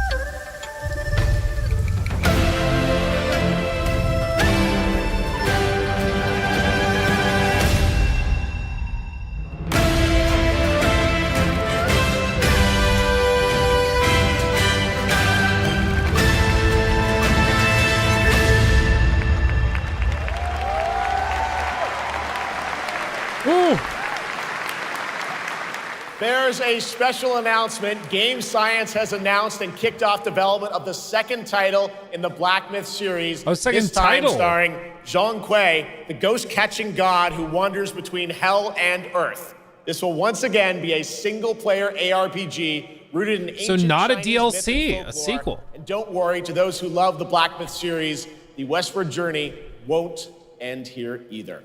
It's been amazing opening night live tonight. Thank you so much to Shocks for joining me.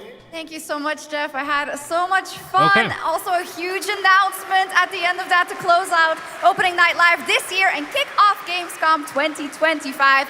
It's been so much fun to host this thing again with you, Jeff. So no Concord 2. Honestly, I think they did have some fun, big announcements and reveals. That Batman game looked way better than I thought it was going to be, honestly. Like seriously, that Lego Batman, this thing looked way better than it had any right to look. Like, it straight up looks like Arkham City, but with Lego. I mean, they're showing bits of you like flying through the city. Like, look at the cars driving around. There's somebody standing down here on the side. Like she's reading a magazine or something. I wonder what the wanted poster says. It almost says like clues, maybe clues 0 out of 3. So there's like puzzles and stuff, like Riddler puzzles around there, I wonder. I don't know. But dude, it looks freaking fire. Like the detective mode is back. They have the free flow combat system. It looks pretty good. It's basically Arkham City, but Lego. I mean, that's pretty fire. It's pretty fire. Other than that, like there weren't a lot of mind-blowing things. Like there were some good things. Like it's good to see Zaum is making another game. That's good. That's good. But like, is it that shocking? No, and there wasn't much to go on. They showed like little bitty snippets of it. Silk Song, they got that out of the way up front. It is real, and it does have a DLC, or not a DLC, a launch date. So that's interesting. Yeah. I mean, honestly, I think it was a solid show. Nothing like crazy, nothing wild. Kind of like I expected. Not a lot of world premieres that were particularly amazing or shocking, but I don't know. Oh, dude, Nate the Hate with a leak. Nate the Hate has like a good track record with these leaks too. He's guessing and saying that Indiana Jones is not the only Bethesda game going to Switch in 2026. He says they're bringing it to PS5, Starfield, but they're also bringing Starfield to Switch too.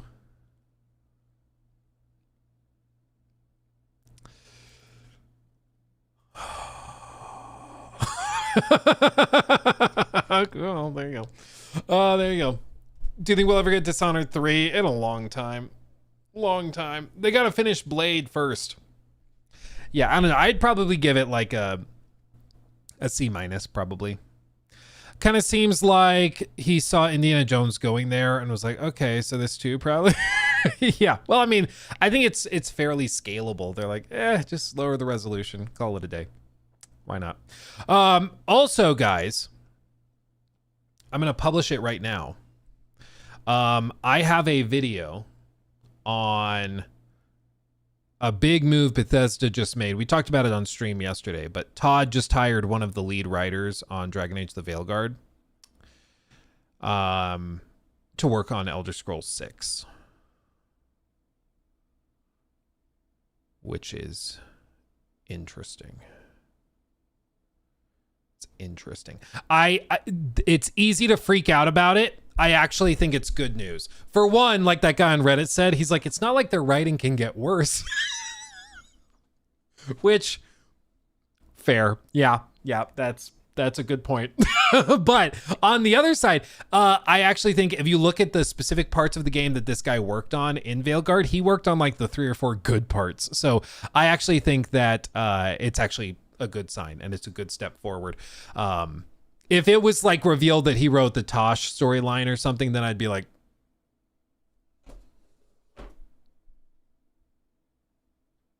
pretty proudly, but he worked on like the few good parts. So I think it's going to be okay. I think it's a step in the right direction. Okay.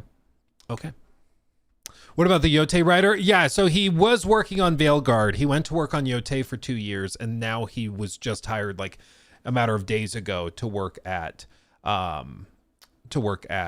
Bethesda. What I find interesting is that he has been hired not as a writer, but as a senior quest designer. So, like, very, very specifically, he is not working on the story of Elder Scrolls 6. He is working on quest design, which I think is very, very interesting. I think it shows that they're probably trying to greatly improve their quest lines because they suck. And they're really boring and lame. So, yeah. Also, I agree with Sin Potato. This Claire Obscure performance was ridiculous.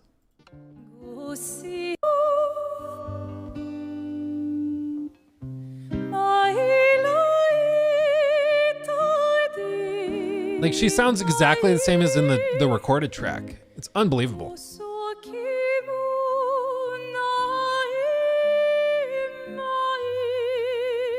Ridiculous. So good. So good. Yeah, literally an angel. Dude, it's like, it's ridiculous. It's ridiculously impressive. Just very, very talented. Black Ops 7 trailer after an hour. Call of Duty is back. I don't know. I wouldn't read much into dislikes. For one, in my experience, this like dislike extension plugin for Chrome is really off. Like, in my experience, it will double or even triple what the actual number is. It's not accurate, like, at all. So always take this with a heavy, heavy grain of salt. Like, it's not accurate. But beyond that, mass downvotes don't really do anything. Like, the people who mass downvoting Call of Duty, like, everybody agrees Call of Duty sucks and they still buy it. Okay? Like, everybody agrees it sucks and it still sells 30 million copies a year. So I'll believe it when I see it. If it's like, oh, it's not doing well this year, like, maybe I'll believe it when I see it.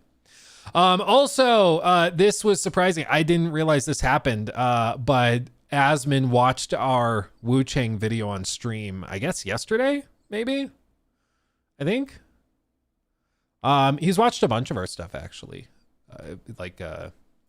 cover a lot of our coverage of like Assassin's Creed Shadows, Veilguard and stuff. So we've popped up on it a few times. Oh, this is the new Hagrid and Harry. Honestly, he looks the part. It's weird seeing a new Hagrid, frankly, but he looks pretty good. He looks the part. Looks pretty good. Neckbeard? Are you calling Hagrid a neckbeard? or Asmin? I like the idea of Hagrid actually being a bit of a neckbeard. That's kind of funny. Lore building. That would actually be kind of funny. I don't know. I don't really know why they feel the need to do the show other than just money. But I mean, maybe that's the entire point. But still, I'm very interested. Who's playing Voldemort? I don't think they've announced yet. I don't think they've even announced it yet. They want it to be a surprise, which is interesting. Let's see. I'm sorry I fell behind on Super Chats and everything. Real quick, just to catch up. Do you think there's any way we see Kingdom Hearts 4? That was posted right before the show started from Sir K. Nah. Locking it in. Prediction. Nerdy Giant, thank you for the 10. Do you think there's going to be one last Lego game or Tomb Raider announced? Well, dude, you did get your Lego game, Nerdy Giant. You sure did. Cillian Murphy would be awesome as Voldemort. Dude, don't get my hopes up. That would be amazing. Jeff Bezos. That would, honestly, that would be interesting. That would be quite compelling. But dude, Cillian Murphy is probably pretty high up in my like dream castings for someone playing it. I think he'd be really interesting. It's a very different kind of role. He typically likes, as far as I can tell, more historical grounded roles. I'm not sure if he'd like the whole haunted, crazy, like evil wizard vibe, but maybe be very interesting. I would love to see that though. Vin Diesel. Harry, I killed your mother and father. You're the boy who lived. That'd be awesome. We just really think he brings a gravitas to the role. We really think he does a good job with it. Breakdown, thank you for the 10. Thank you. I appreciate you, brother. Thank you for that one. Thank you. David, thank you for the 5. Hey Luke, where do I go to become a YouTube member? I've been trying for a while, but I've never been able to find it. You just go ! Join in the chat, or you go to like our channel page. So like if you go to just the page of the channel, you literally can just go up here at the end of it. You just do /join and hit enter, and then it'll take you to the page to join and all of that stuff. So there's multiple ways. Whatever works. Whatever works for you, my friend. Whatever works. Or you just hang out and chat, and eventually somebody will probably gift you one because we have a generous, very nice community. Diversis Connor, thank you for the 2. I see Laszlo from GTA when I see Jeff.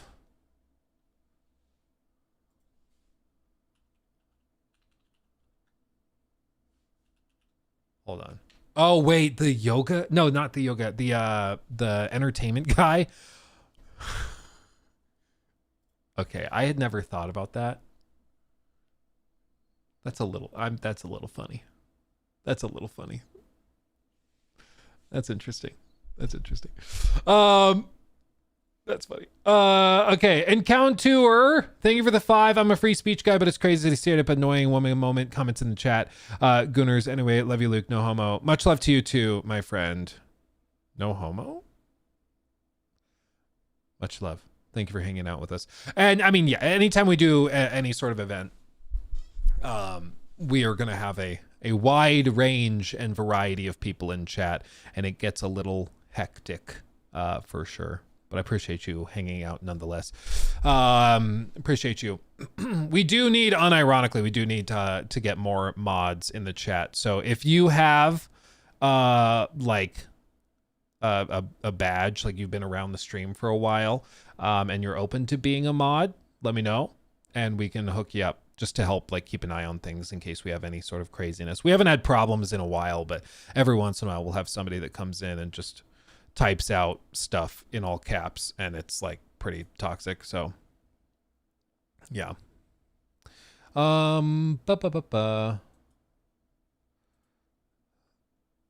Okay, boom. Yeah, Logan, good to see you here. I can do that. Boom. Real serious. I love banning people. Yeah. Of course, if you misbehave as a mod, you're booted, which would suck ass. But yeah, there you go, fam. Appreciate you. Almost caught up. Any chance we get to see Light No Fire by Hello Games? Ended up being no. Thank you for the 5 though, Nevin. I'm guessing they're just working on it. And I think the big thing, they learned their lesson with No Man's Sky. They do not want to reveal it too early. They do not want that to happen again. So when they reveal it, they want it to be ready, and they don't want any oopsies, you know? I think that's the key. Galahad, thank you for that. Super chat as well. No Elder Scrolls again. Yeah, dude, I don't think we see it probably for another year or two. And if they are ready to show it, you'll see it at the summer showcase with Xbox, and it will be like the big Elder Scrolls Direct after the main show. They'll take like 45 minutes to an hour to break it down, just like they did with Starfield. So they'll give it lots of time. I'm not RJ, thank you for the 5. Are we going to acknowledge that every game that was announced was exactly the same? Knights fighting monsters or shooters sliding in midair? That seems to be the meta right now, for sure. That seems to be the meta. Rebinox, thank you also for the sub with Prime, my friend. Thank you. And Baleful Sloth, thank you for the 2 months. Thank you, my friend. Infinite power. I think, I think it was a solid show. Do I think it had any sort of jaw on the floor, nobody saw that coming moments? I don't think so. I think everything was pretty well and truly predictable. Zaum, I didn't expect to be there, but they also didn't have a lot to show. They showed like a couple little bitty snippets. But overall, I mean, I think it was a solid show. It's not every show is going to be stunning and crazy and break your brain and blow your mind. It just can't be, you know, it just can't be. But I think they had a lot of solid reveals. You know, looked solid. Dawn of War 4, yeah, yep. Yeah, I've certainly, maybe the key point is I've seen a lot worse shows. There was one, was it like 3 years ago, or was it like 2022 maybe, I think? There was one show one year where it was literally like, you know how Jeff does the poll afterwards? I guess we could look at his own poll and see what people are saying. He did a poll after the show and was like, what did you think of it? And yeah, I give it a C, but the majority of people are giving it a B after 11,000 votes. But I remember there was one show a few years back where it was like all D's, like nobody was impressed. Maybe 2023. Yeah, it was really, really bad. There was just, it was also overrun with mobile games and with all sorts of stuff. It was just like frustrating how lackluster it was. But this was solid, I think. This was solid. Like some good stuff for everybody. Nothing that was like super blowing your mind, but a lot of fun little tidbits. Julio, thank you. Thank you for the membership. Appreciate you. Kingdom Hearts 4 at the Game Awards. Maybe. It's about the right amount of time. They should have something ready. They should have something. Goofy, come with me. We need to fight Xandorf and overcome the dark powers.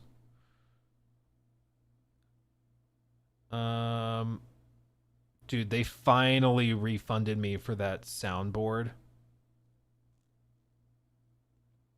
They finally did that.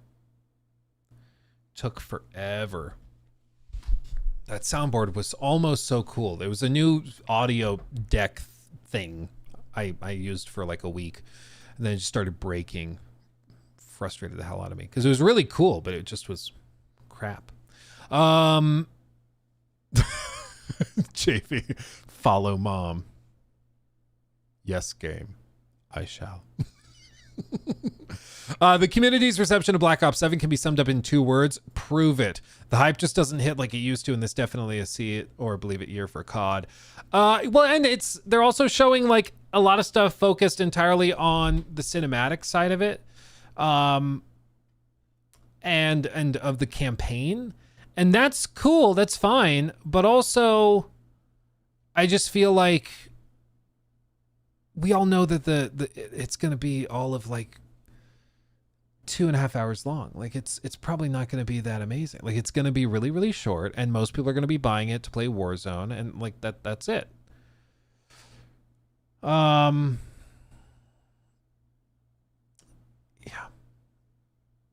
Metallica fan, thank you for the 5. Now Dawn of War 4 is announced. Do you think we will see a rumored Total War Warhammer 40K game at the Game Awards? Possibly, but what's the didn't the studio already announce what they're working on, or am I thinking of something else? Am I making that up? Because they did Total War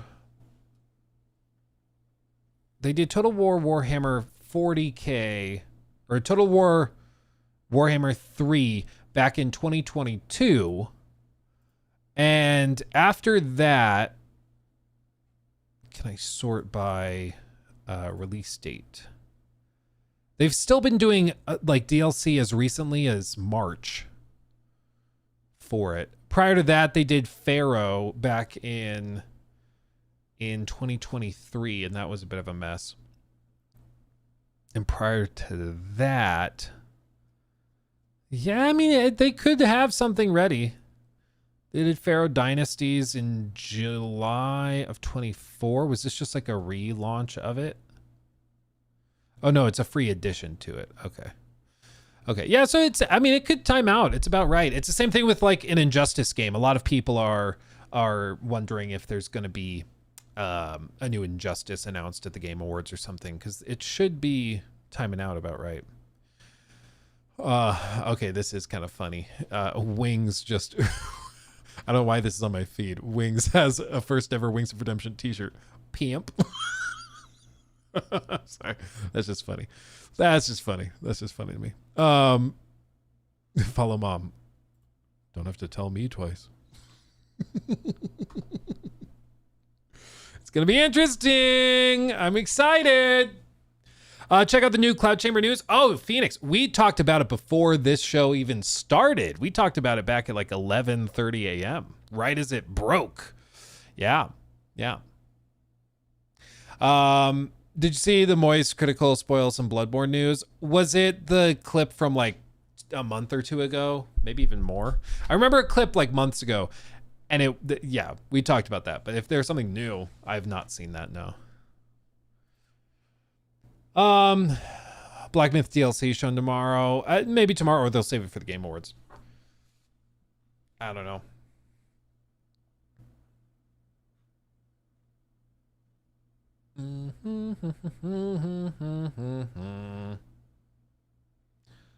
But yeah, honestly, Jason Schreier will have a story on Thursday on why Silksong took 7 years to make. And okay, we'll see what happened. Maybe they had some drama behind the scenes. I don't know. Dante's Inferno game, La Divina Commedia. Dude, I was thinking of Dante's Inferno when that came up, because that was also the game with like that the boss with the scythe, right? Yeah, I thought of that too. I miss Dante's Inferno. Doing a remake of that nowadays would be tough, just because it's a very weird game for one. It's also really gory, utilizes a lot of Catholic imagery, and has a lot of like nudity and stuff in it. And so it would be a tough game to remake today, you know, because I don't know. All I have to say, if you play Dante's Inferno, the Cleopatra fight and the little creatures that crawl out of a certain spot. Do you remember what I'm talking about? I bet if you played it, you remember. You're never forgetting that. You're never forgetting what you saw in that boss fight. It's something else. I don't know how you could remake that in 2025. Okay. Maybe you can, but I genuinely don't know if you could do that and still get like an M rating. They might honestly give you like an NC-17 rating or something if you did that. I don't know.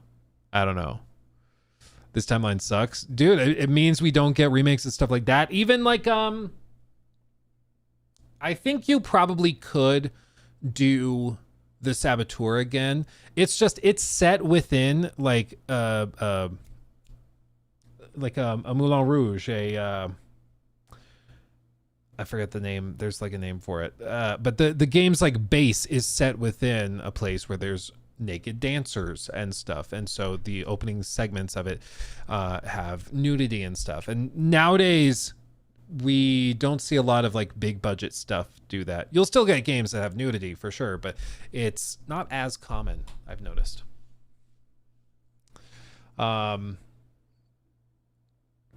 If Visa lets you. Yeah, if PayPal lets you. The Cleopatra fight isn't that bad. It's just nudity. Dude, I literally cannot pull up a video of the Cleopatra fight, or this stream will be like shut down. It's not just nudity. It's also like, again, I can't describe it. It's a whole thing. It's a whole thing. There's so much. Let's see.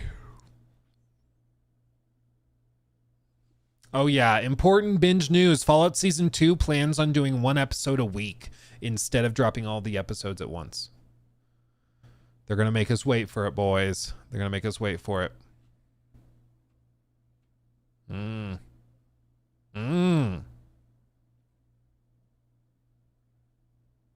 Interesting. Okay. Well, honestly, like a good show. It was fun. Dude, now they're delaying the repairs on my car. I swear to God. My car's already going to be in the shop for all of like 2 months when all's said and done after that hail damage. And so then they moved up the date. They're like, oh, it should be done on like the 19th. Awesome. 2 weeks sooner. That's great. And then they just texted me through their system. They're like, we had to order parts and they haven't come in yet. So now your repairs are delayed. We'll let you know your new completion date as soon as we find out. I'm like, mother of God. Like, Jesus. I swear. And it's not easy. Like, because we have a damn rental car, you know, to replace it. And they only cover so much before they're like, no, you have to start covering your own rental car now. So I don't know. Am I going to have to go out of pocket for a rental car? Like, that sucks.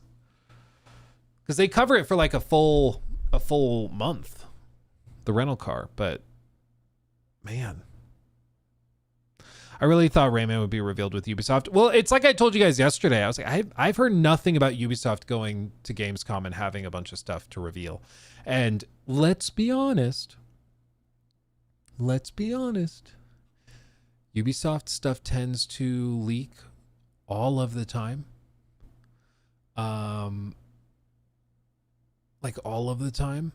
And so I feel like if it were there, we would hear about it, you know? And we didn't because they weren't there. Yeah, are you missing your Lambo? Yeah. Yeah, don't take your Lamborghini out in the hailstorm. Tell you what, it's a mistake. It's a mistake. I don't know what I was thinking, but Ubisoft even leaked the leaks. Dude, I think there's actually probably been a couple times where somebody within Ubisoft might have let something slip when they didn't really need to, just to like test it out. But what color is your Lambo? Oh, it's just a cool, clean taupe.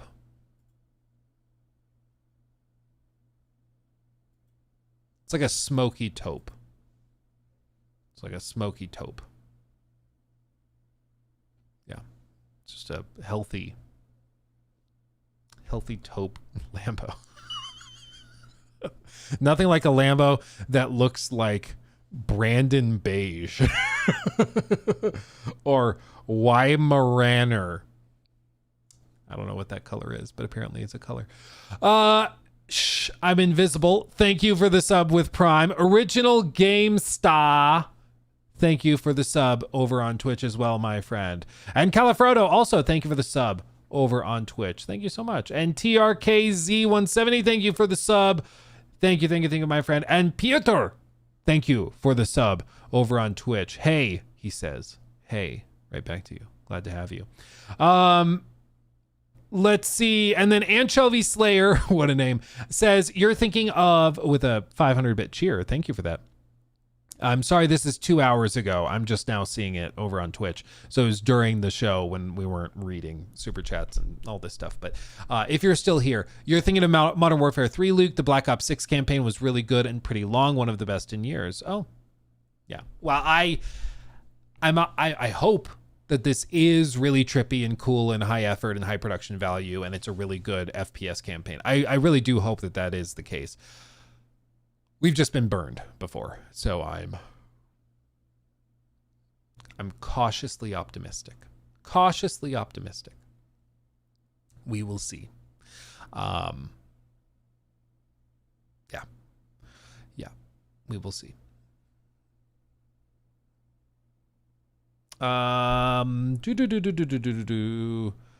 Let's see.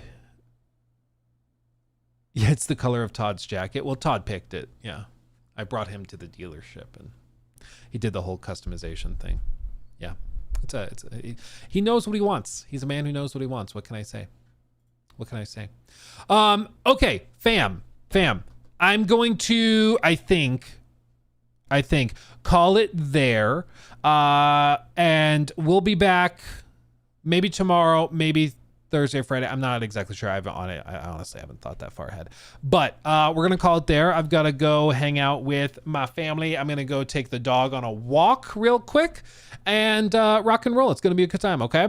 Much love. thank you for hanging out with me during this showcase. It was awesome. We had like at one point, I think we had freaking like 5,000 across both platforms. That's crazy. So really, really thank you for that. Appreciate you.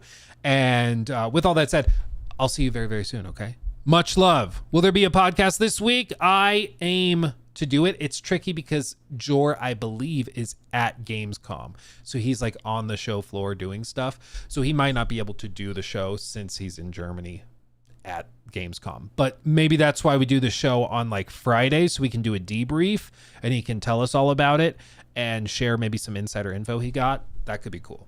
But yeah, we're going to do the show. It's just a matter of figuring out with his schedule when we can do it, okay? Until then, my friends, much love, hugs and kisses. Go watch the new video on the main channel about Todd Howard hiring a Veilguard writer, okay? Much love, hugs and kisses. I'll see you soon. Mwah. Bye. I'm going